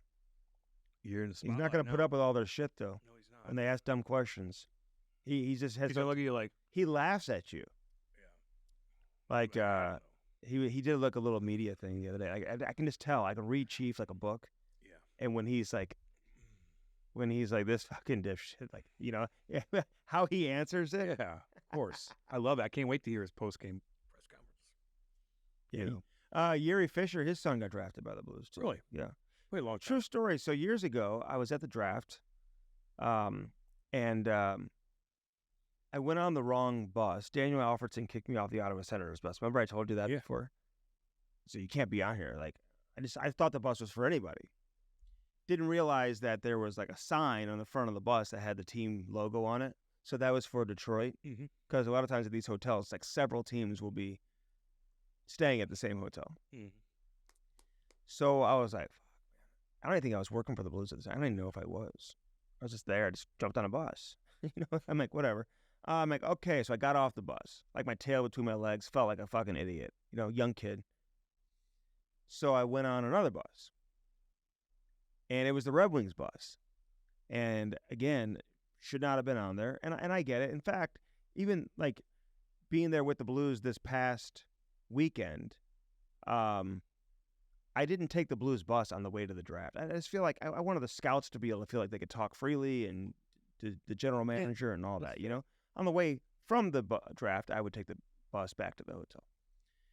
But I get on the Red Wings bus, and I'll never forget when Yuri Fisher slid over, and he said, "You can sit right here." Oh, like Forrest Gump. And he talked to me forever. You know who else did that to me one time? Who? Doug Armstrong. You know what, though? Why wouldn't you? Like, you're acting like that's that big of a deal, but, like, in reality, I'd be like, yeah, we'll sit here, dude. We're good. Let's go to the fucking... No, we got a lot of to do. people. I don't think a lot of people... Well, then they're goofy. So, so Doug Armstrong, he won't even remember. No, he won't. He wasn't even GM yet. He'd come here a couple years in advance, and everyone knew he was going to take over. That was part of the deal. It was kind of like the Alexander Steen situation, who I saw up there, too. He's just kind of like... I hope he enjoyed himself at the draft. They're long days, No doubt, man. They're long days, No doubt. But he's going to do a great job. But Doug Armstrong, I'll never forget going on a Blues bus. That's with the team on the road, and maybe heading to the rink in the morning, or maybe it was after a skate. I don't know what it was. Yeah. And you're like, okay, where am I going to sit? And he slid over and said, "You can sit right here." Good. You should. That stays with you forever. No, yeah, little things like that. No, I get that. You know what I mean? But in reality, like, just sit down, dude. We're all going to the same spot. We're all doing the same thing. Would you do that? Yeah, I would. Ilya Lyubushkin, 2 times 3.25 to Dallas. Nice. Everybody's loading up, man. My God. Hey, let's go. I'm just reading. What are you doing? Let's go. I'm just reading. Let's go. We got things to do. I'm just getting caught up. Don't do this. I'm getting caught up on the most recent news. Let's go, man. Seeing what's going on. I hope all you guys have a good Canada Day, and I hope all you guys have a good 4th of July weekend. If you're here in Missouri, it's going to be great weather, man. You're going to development camp with me today, right? No. No. You just said you'd go. Fine, I'll go. Whatever. Let's finish this out, dude. Don't quit doing it to people, man. You're doing what to the people? Well, you're prolonging something that's not entertaining. It's free agency. It's not entertaining. I'm so just let's keep going. Trying to get caught up on the most recent news. Going. Bench clears, man. Use right now. Our promo code saves you 20%. Cam and Strick, you get this incredible tank. You got this too, dude. It's so hot out. Devils got a new goalie. It is so hot out. You need one of these NHL tanks. Yeah, you can get them from any team. They've got home, away. Alternate jerseys, third jerseys, all of that. Yeah. American League teams. Look at how thin. It's so thin. International teams, and they have hoodies too. It's not just for the summer. I was just in the hottest place on earth in Vegas. It's the hottest place. Not the hottest place on earth. No, it's the hottest place I've ever been. You want to bet it's not the hottest place on earth? It's the hottest place in the country. You want to bet? No, it's not. Not even in the country. I'm telling you, it's not. Southern California, the southern tip of California, is the hottest place on earth. One of them. It's way hotter than Vegas. Stop thinking about what you said. Say hottest place in the United States. Look what it says. Okay. Type it in right now. You want to bet on it first? Well, I'm gonna look it up. So yeah, type it in. Hottest place in the United States. Okay. Here we go. Hottest. Let's get there, guys. What's it say? Just left it, and it's maybe a cooler What's day it in say? Vegas today. This is for What's today. it say? No. Hottest place, the average. I don't want the average. I want where's the highest temperature? You're thinking of Death Valley, but that was a long That's time. exactly. No, that's a long time ago. Long time ago. What? You think it's cold now? It's Death Valley, California. That's what I was thinking of. I was right. Okay, ready? Sit down. Ready? Here we go. Top 10 hottest places today in the United States. Ready? Yeah. Number 1, Vegas. Phoenix. Okay. Death Valley is the hottest place. Cam, I'm telling you what it is. I'm right on what I said, dude. I'm Talking to a child. Number 2, Las Vegas.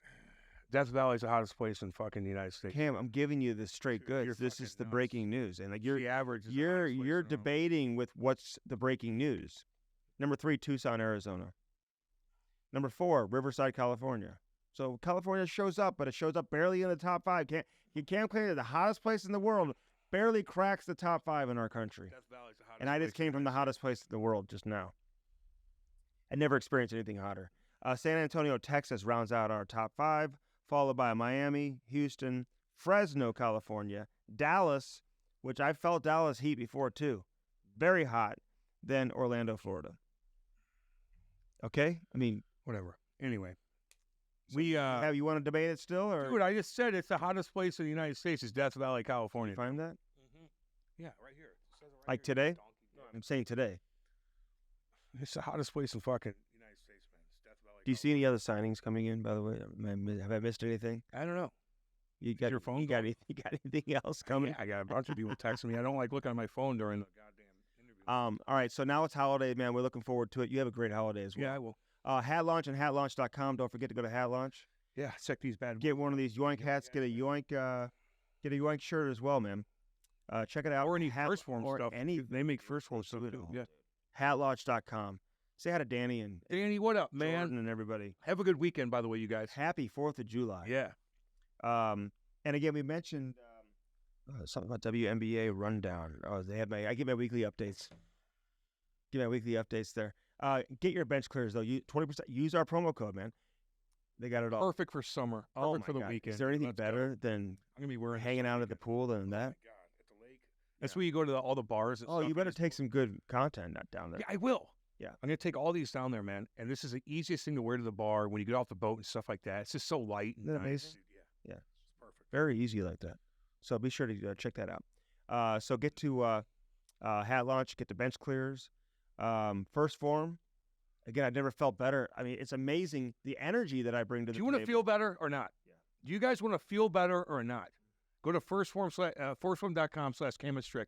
Do you want to feel better every fucking day when you get up and you got to go either asphalt seal, you got to do this, you got to sit in an office for 9 hours? I don't give a shit what it is. Do you want to feel better or not? every day? Go to their website and order some stuff. And if you take a picture and you send it to us, We'll send you an order- autograph. We'll send you an autograph puck. We'll find one of these bench clear shirts for you. Whatever it is, we'll pick one of you guys out. We got to show that you ordered something. Yeah. Do you want to feel better about yourself every single day or not? Yeah. You want to look better? Do you want to feel better? You go to First Form. That's it.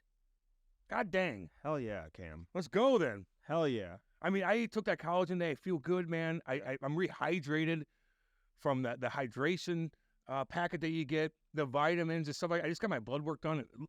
Everything looks pretty damn good.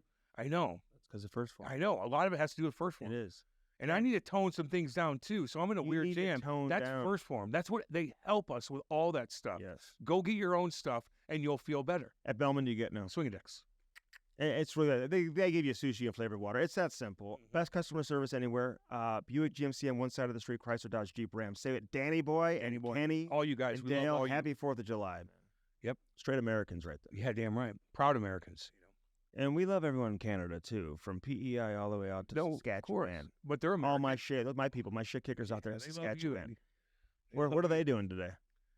They're probably celebrating. They're probably at their lake or whatever it is. They take the day off today. This I hope so. The shit kicker. I hope so, because they work hard up there, man. They work really hard. It's not an easy gig up there right now. Not an man. easy gig. It's not. Shilly plastering, Cam. Are you going to get plastered this weekend? Was you going to be plastering?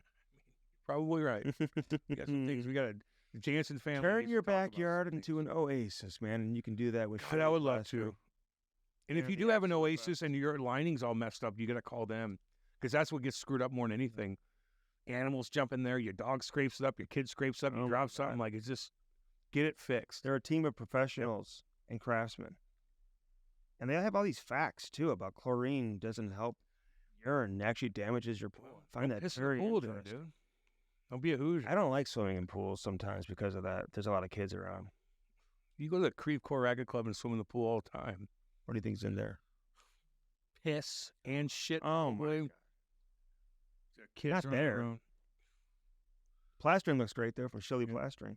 Third generation company, Cam, family owned, business since 1950. Damn, they've been around a long time. What does that say to you? That means they're experienced. Big time. And It's what been else? working. And what else? And it's good customer service. Well, yeah. And people keep coming back. It's good business. I tie all that together when I say it's good understand what business. you're saying. Say hi to Ryan. Ryan, hey, man, I love your daddy, too. Big Dave, little shout out. Coach. And damn Marcy. good Say hi to Marcy. Hi, Marcy. How you doing? Hey, girl. We plaster commercial pools, residential pools, as well as home plastering. Hey, welcome to the team, man. Shilly Plastering. Great to have you along Yep. with us. Proper, too, baby.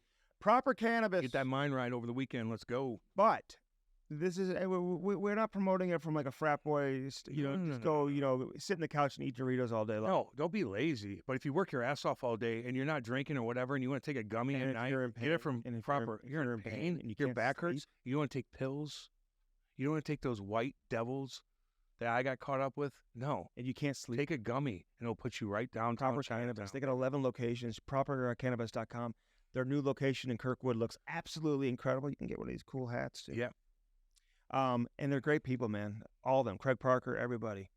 Johnny, Spencer, dude, the great team over there at Proper Cannabis. We had fun when we went over there. Yeah, we did. I'll Check go it there out. again. Let's go. But they got the honeybee edibles, the ratio, the good night, so you get that good sleep, man. Whatever issue you have, make You'll sure you get a talk good to them sleep. about it. Great professionals over there when you head in there. And they support charity as well, the New Growth Horizon Charitable Foundation. So they have a vision to lead and inspire the community through the power of cannabis. That's right. And you can too. That's right. They Right grow all their own stuff too, man. Yeah. And all their products are available in pretty much every other dispensary Yep. that isn't a proper cannabis dispensary. Yep. So they've got stuff everywhere. And they're taking our city by storm. And a new location coming up in Kirkwood for those of you that are here in St. Louis. Okay? Right. Again, we appreciate all our sponsors. We love all you guys. Have a man. happy 4th of July. Be safe out there with the fireworks. Love you, Canada. Love Hey, you, U.S. Let's Tell go. the people about the firework safety. Just be careful with the fireworks. You know, it might be dry out wherever you're at. Just don't be People blow ignorant. They blow their thumbs off. They lose Yeah, fingers. just don't be They ignorant. lose toes and you know, fingers. it's fun. I arms, love going to the hands. fireworks store, man. That's like an American tradition. So I don't know if they do that too much in Canada or not, but in the U.S. we certainly Oh, do. they do it there too. So And you'll be hearing Be those safe. fireworks in Sudbury this weekend. Too. yeah, from the Folignos. Hey, for Maddie and everybody, Half Coast Studios, man. Love we you guys. appreciate all the support. See you And guys. thanks for supporting us on the Cannabis Drip Podcast. Right on.